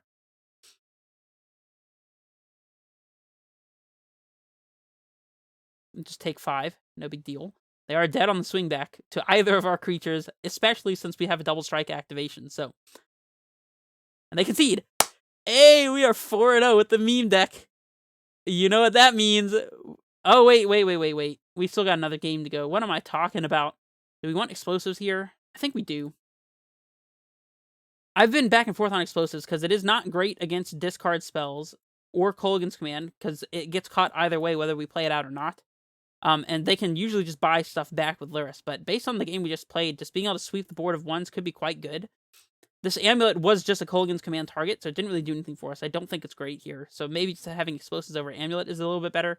Cultivator Colossus I'm not a huge fan of, though, because we're not going to have a whole lot of cards in hand, usually. I really thought that was the match. Ugh, so we got to play one more. Again, it just can't be that easy. Azusa seems meh. We can trim a Zeus. I don't know, though. I don't think that I like that. I think it's just the Colossus. Colossal Skyturtle, on the other hand. Now that one's nice. I guess because they terminated the Skyturtle, they weren't able to answer our Titan, so it's an interesting hand. We get Thoughtseize, and this does nothing for, like, days, but... And we're on the draw as well, but we could still top deck, like, Grazer or Explosives or something like that, or Lantern, to start doing stuff early. We'll just Valcut into T-West into Forest Dryad, if they don't just take it. His hand's definitely a little weak. I would keep it on the play for sure. On the draw, I'm not 100%. I think on the draw, we could probably afford to mulligan once, since we're going to have one extra card to fight through the Thoughtseizes. I don't know, though. It does have Titan mana. And it's not weak to Alpine Moon, really. I'll try it. Definitely playing for a very long game here, though, which may not be the best plan. They're sacrificing their Bloodstained Mire, of course. They have a turn 1 Ragavan. Yeah, Grazer? Bog. Okay, we'll lead on Valcut here. We want to get more value out of our Bog, so we'll probably play it turn 2 if they cast, like, actual spells here. See what they hit. Prime time. At least they can't cast it, I guess. Would have been nice to draw redundant copies of this, probably. I guess, actually, we really want to draw more ramp to make more redundancy in our hand. We play DRC, and Thoughtseize. Yeah, this is an absolutely bonkers start from them. We could still top deck Engineered Explosives and really punish them for this start, but this is not going that great for us. We do get to bog them to keep them off of Delirium. We can lead Telarios into Misty. If we draw another Telarios, we can transmute. 2 cards in hand. I think we bog them here. It's the feeling that I get. I mean, they're just going to refill their graveyard very, very fast with Channeler, but they exile T-West off the top. So I guess going T-West into Misty could have been a possible plan. Now it's definitely not, though, because we only have 2 T-Wests in the deck, so off that plan entirely. I guess our top deck would just be a Dryad. That is not a Dryad. Our draws have not been kind to us either. They put Lurrus in hand.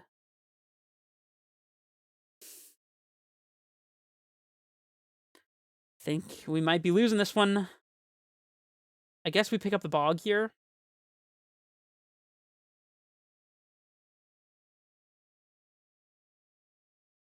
We're just losing to the beats. Explosives would still be a fantastic top deck, because we can play it on 1, pop it, and then immediately play Bog so they can't get Lurrus value. No! They had the Alpine Moon for our Gruul Turf also? This has been a horrific turn of events. I thought I had the match. Oh well. Explosives is still a good top deck. We just have to take a hit and then pop Explosives on instep, I guess. Springleaf. And they can cast it! Why? Oh no! They're definitely casting Springleaf Avenger. There's no way they're not. Yep. Ugh! The memes are not with us today. I repeat, they are not with us. We can transmute Telarios by fetching and shocking, and we're just taking lethal. We're literally just dead, and there's nothing we can do about it. 6, 7, 8, 9, 10. Jeez. This was... Maybe I should have mulliganed, I guess. Unfortunate. Alright, guys, so we're heading into match 5. I took a small break, and I definitely came to the realization that last hand, we should have mulliganed. Lands, Dryad, Titan is not good enough on the draw. I still stand by keeping that hand on the play, because you don't just get completely overrun by your opponent's triple 1-drop draw. You can still get some ramp going, and it makes them have to make awkward sequencing decisions between whether they play Thoughtseize or an additional threat, and things like that, so... I still think that on the play, that hand would have been fine. But on the draw, definitely not. Should have mulliganed to try to find a turn 1 Grazer hand, maybe. Or just something that had more resiliency to discard spells, for sure. Because my opponent's definitely mulliganing to hand with Thoughtseize, probably. So, anyways. That said, we still have the potential to go 4-1, which would be fantastic for a meme list that is literally just here to play for fun, and I've, so far, like I said, been very impressed by Springleaf Avenger. I actually think it's just a straight-up good card. It doesn't really fit the plan of Amulet, like I said, but it's very fun. It's a value grinding engine, and it's very powerful, so definitely seeing our opponent just lose to some big 6/5 creatures on occasion. Even against the round we just played, having a big 6/5 creature was great. Speaking of great, we do have a hand that has double Amulet, access to ramp with Azusa, and then a bounce land with map, so we're absolutely keeping this against Tron Walker. We'll see if our opponent is in fact playing Tron. Most people who have a title like Tron Walker actually play the decks that they claim to play. Like, I would be surprised if our opponent was not playing Urza's Mine or Tower or Power Plant on turn 1 here. Unless they were anticipating a slower matchup not involving Amulet, which I don't see why that would be the case. See, there we go. There's the Power Plant.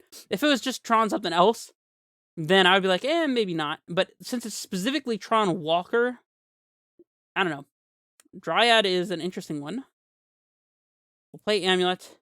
We'll play Valakut, and then we'll play a Expedition map, and the next turn we'll just map for bounce lane and go off. So the sequencing might be a little interesting considering that we have Slayer Stronghold, but with Azusa and Dryad, I'm assuming we can set up a double Titan turn, so like Titan ETB will get bounce land Tolarios, and with that mana we'll be able to cast second Titan, Vesuvius Stronghold, and get Boros Garrison, and then kill him that way, so our opponent's probably just dead here. See what they have with their green mana. In games 2 or 3, I might be worried about a potential removal spell for our Amulet, like Nature's Claim, but in game 1, yeah, there's nothing they can really do here. And I think they are just dead this upcoming turn, so we go bounce land for 4 mana, Dryad up to 5 mana, Azusa down to 2, up to 6, up to 10. Titan leaving 4 floating is definitely enough to be able to transmute, so yeah, we have double Titan here, so this, I wouldn't say it's an elementary kill, but it is absolutely a kill. Do not want to draw Boros Garrison. That would be the only caveat, and I think even then we could still play around that by using Garrison as one of our land drops. We'll have to see. Grazer is fine. That makes our amount of mana even greater, so yeah, this is not an elementary kill, but it is a kill nonetheless, so we'll take it. So we'll start by playing Dryad. And then we'll play Azusa, and we'll double Titan our opponent, and they will just be very dead.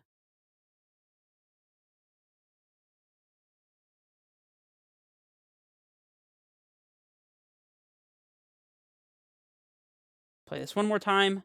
We can start to do the big stuff.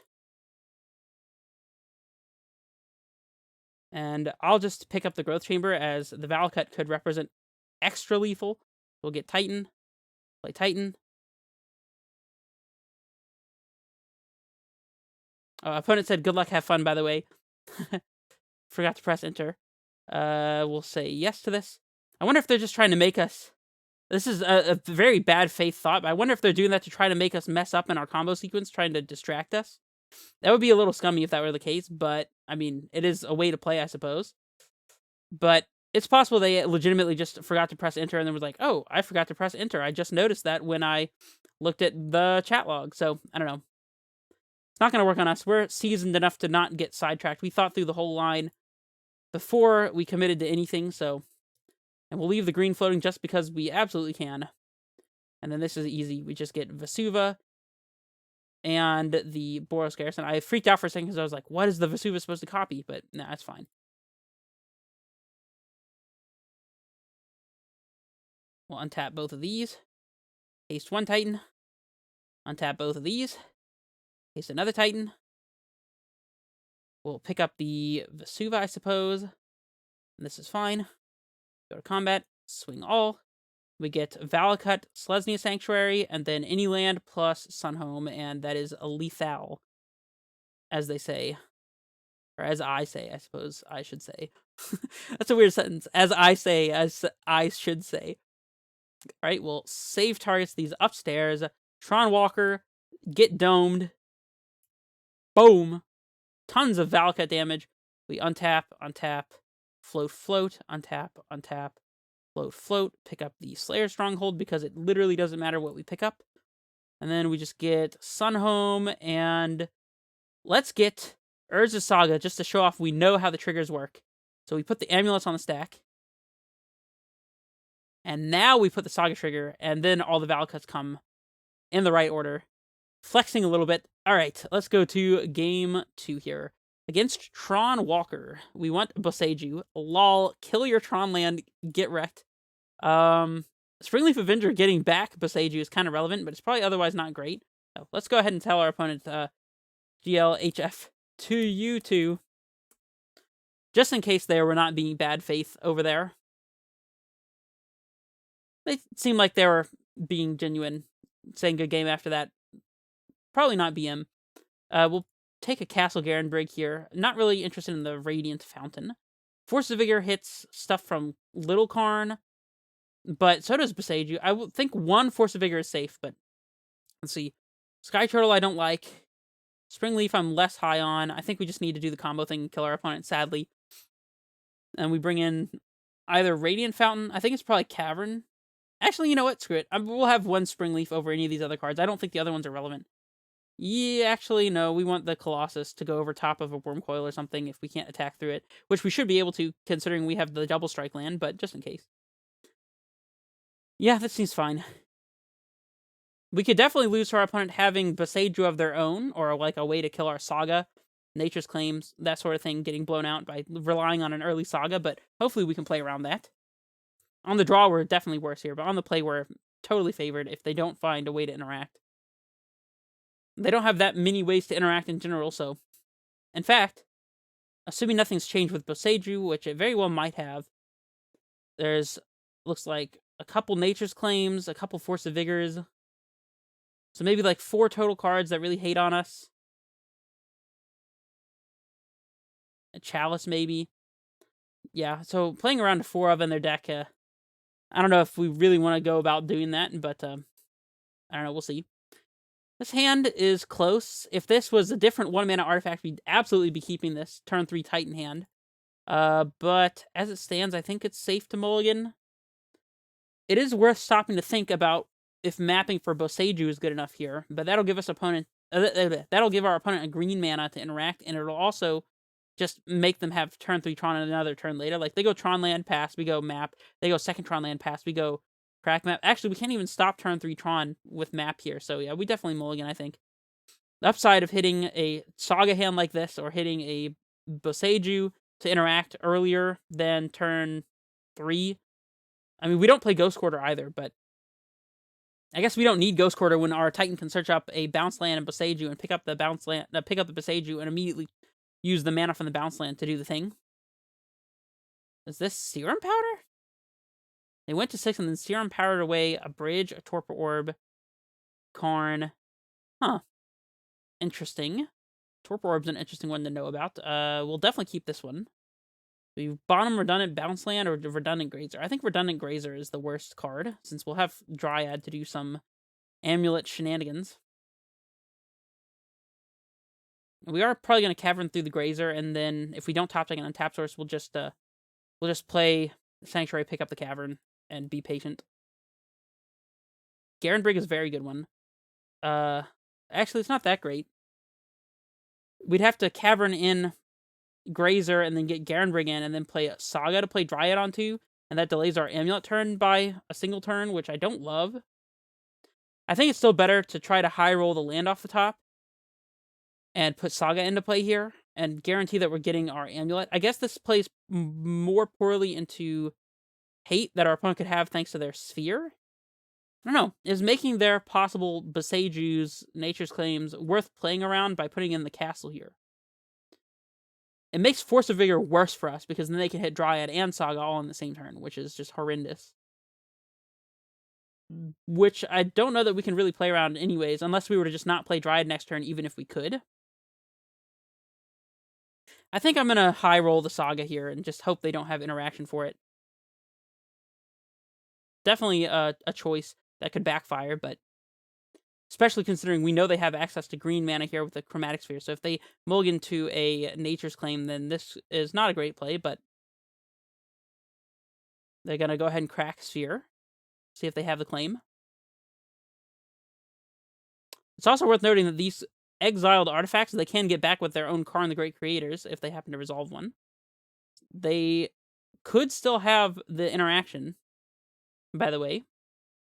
They haven't casted it yet, which makes me think they probably don't. Maybe they upkeep it. I don't see what that would make any difference to. And we do high roll the land for the Dryad, so we'll go ahead and forgo doing anything else, play Dryad. Again, not respecting the possibility that our opponent could have Force. And then we have Titan next turn if we draw it, regardless of whether we have Dryad in play or not. See if they have the Karn here. Turn 3 Tron us. They have the tower, just in hand. They didn't have to search for any of these lands, by the way. Just drew them. No big deal. I mean, that's what Tron's supposed to do, though. Our opponent mulliganed down to 5 to make this happen, so I can't be too salty about it, really.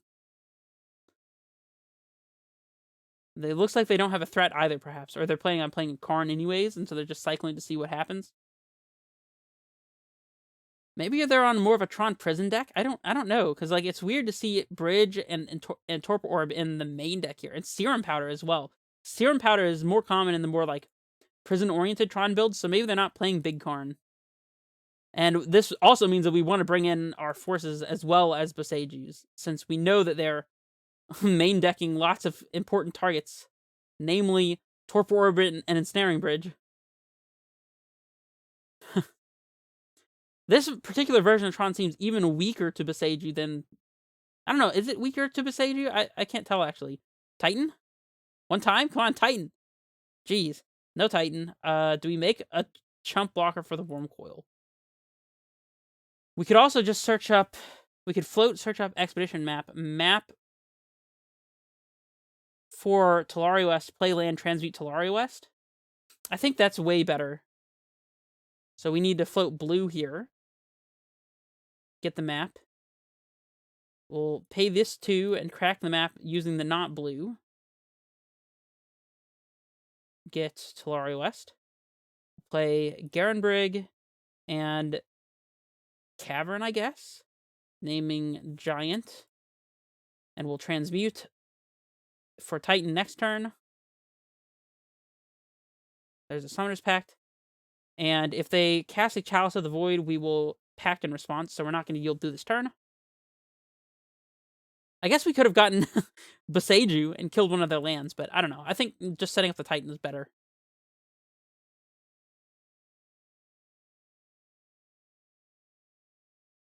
Titan is just lethal here, I think. Maybe even through a Worm Coil attack, because we get double Valakut for 12. Then we play land for another 12 is 24. Nah, that's a little short. No, plus the Dryad attack is lethal, so... We do have lethal here if they don't have anything else going on. You will take our chump block, though, I suppose. Razor's not really doing much for us otherwise.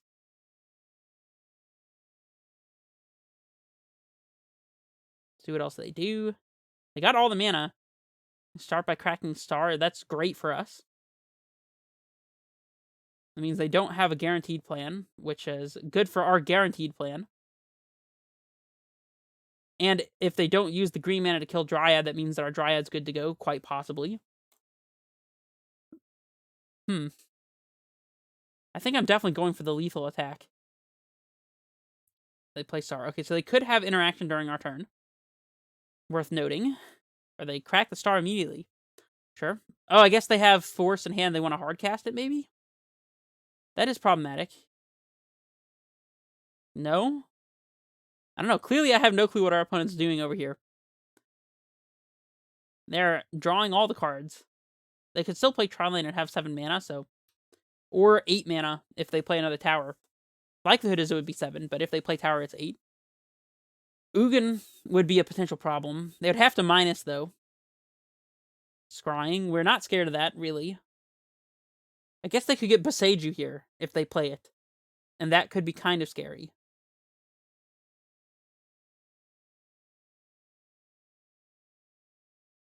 Them getting Boseiju is kind of annoying. I guess then our Titan trigger sets up Talari West and Valakut. No, just Talari West, Blue Bountain, Blast Zone. That is not the one, opponent. That's not the pick. It's not a Boseiju. They do play the Blast Zone. Alright, I think we might just be good to win here. Don't kill the Dryad, that's all we're asking. Chalice on 0. Okay, we do have to pact in response to this, unfortunately. So we don't have the win just yet.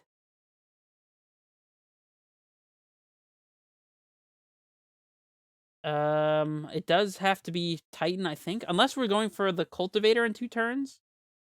Draw 2, maybe 3 cards off of it.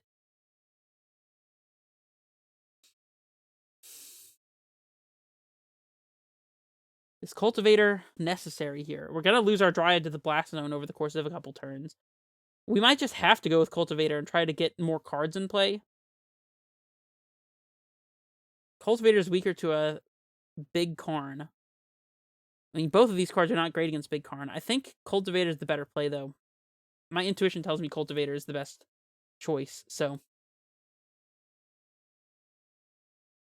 Their Chalice for 0 resolves. Despite the fact that it didn't do what they wanted to, that was a very good Chalice of the Void for them. Stopped them from dying this very turn, so. We drew Boseijus. That one's quite good, because we get to blow up their tower now. So, yeah, we'll do that. Play out the Growth Chamber, I suppose. Pick up Castle, play Castle. And Boseijus that tower right there.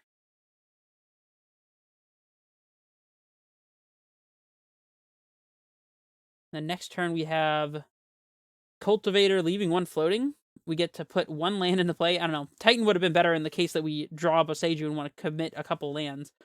But I think it's important to kill the Tron land now, so. This also means they can only tick their Blast Zone up to 2 this turn, since they had set a yield, so. Oh, definitely should have attacked for 2. That was an oversight. Oh well. I was so wrapped up in all the other thoughts.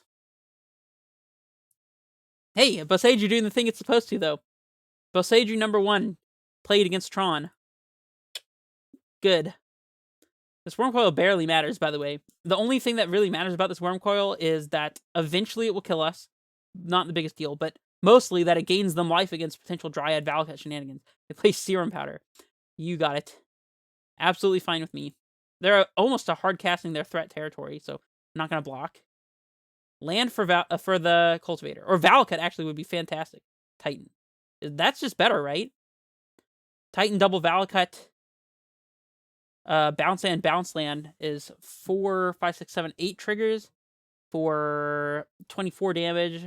Again, we have a 26 damage scenario given they don't kill our Dryad, or we can just kill Wormcoil and its tokens.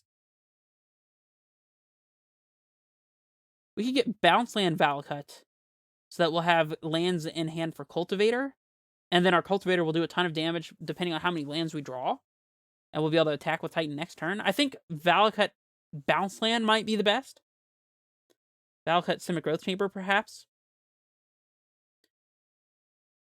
I think Valakut Simic Growth Chamber is fine. We don't need to worry about keeping them off Tron, I don't think. We could get Bounce land, Slayer Stronghold, attack with Titan, then get Valakut something else. That's the best way to sequence this.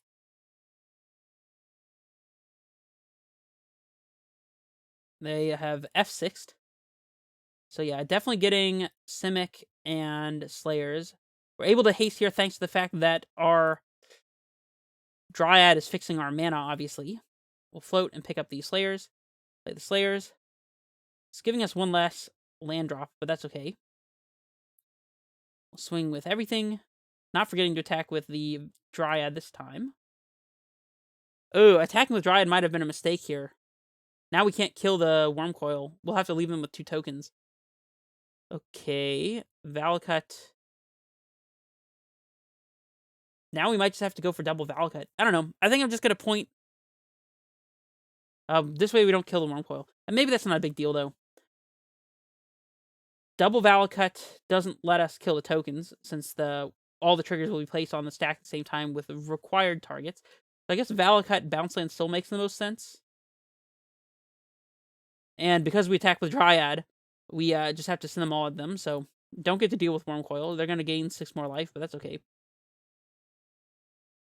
Yes, I forgot that there's only 1 Valakut in play, so there's no reason to try to always yes to both of these. And this will pick up Cavern, I suppose?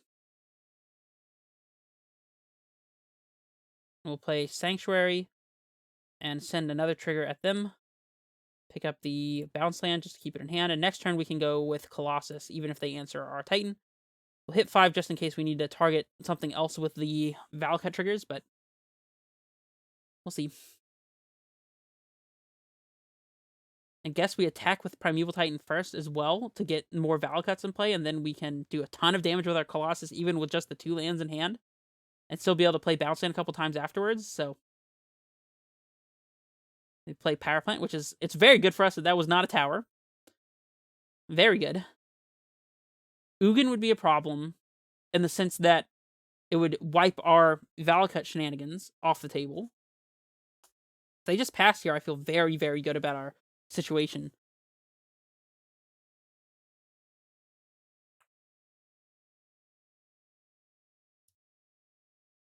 Saga. All right, let's go to combat. Swing with the Titan. This is fine.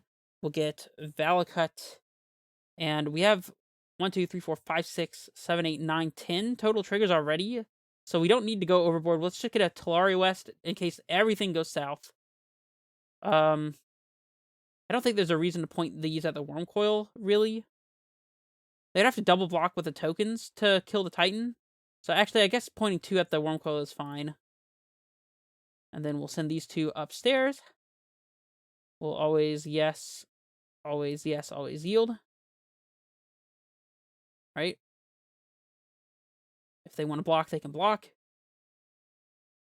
And I'm not even going to bother with the 2 extra points of damage because I think playing something after resolving Colossus could be more important. So, they block with a lifelinker, but not the death. Is this no blocks? What's going on here? Death Toucher blocks, but they take... Yeah, no, you got to trade for the Titan here with both tokens. You don't really have a choice. They go up to 10, and they just die to Colossus, so... they know we have Colossus in hand, because we showed it to them with a pact. So, I guess they just kind of know what's up here. At least this way we're getting all of their tokens out of play. And I am not scared of removal spell on Dryad at this point. I will slam the Colossus, and then if they do kill the Dryad, which they have to, then we'll pick up the Talari West with the bounce trigger, and transmute it, and just go ham. This is fine.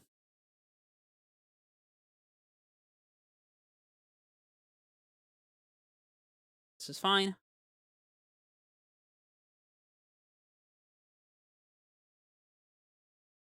Alright, 1, 2, 3, 4. Activate. Float with the Valakut. Play Colossus. See what they can do about this one. You are very, very dead, opponent, if you don't kill this Dryad. I'm just letting you know now. And even if you do kill the Dryad, you're probably still dead. 4 mana. 5 mana. No, activate Blast Zone up to 3. Just to prove that you almost could have killed Dryad. Yeah, that's fine. Boom. Boom. We'll name Giant. Boom. No more lands, but that's okay. We didn't need more than that.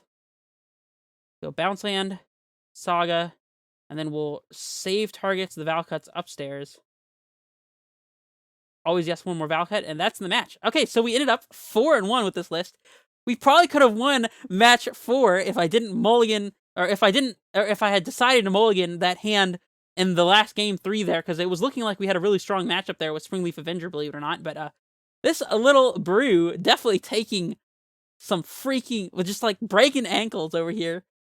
I don't know how to express how happy I am that this did so well. The Skyturtle didn't really come into relevance. The fact that they just killed it with the Terminate was just extremely lucky on their part. So maybe it has merit just as a pactable threat that has pseudo hexproof, I suppose you could say, but maybe not. We never got to pack for it for the other abilities, but we did pack for Springleaf Avenger for the ninjutsu surprise. So I actually think that playing a 4th Springleaf could actually be really good in this deck. We got to see Boseijus disrupt our opponent's Tron, and I've played it against some various Blood Moons and stuff in the past as well. I don't remember if that was part of this league or not, because it's been a long league, but Boseijus is very good. I could even see playing a 4th, but I don't think the 4th is strictly necessary, so Cultivator Colossus is doing broken things as well.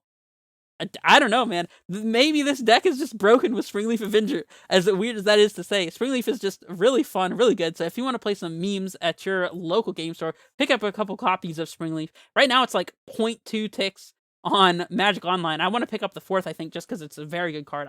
think it'll probably make waves in Standard once people actually get to play it, but I don't know. I don't know anything about Standard. I just play Modern, and all I can say is Springleaf Avenger has been a lot of fun. And if you agree, smash that like and subscribe to the channel so you can see more content like this, whatever this was. And I'm glad you came along for the ride. I will see you guys in the next one. This is Redface Menace, signing off.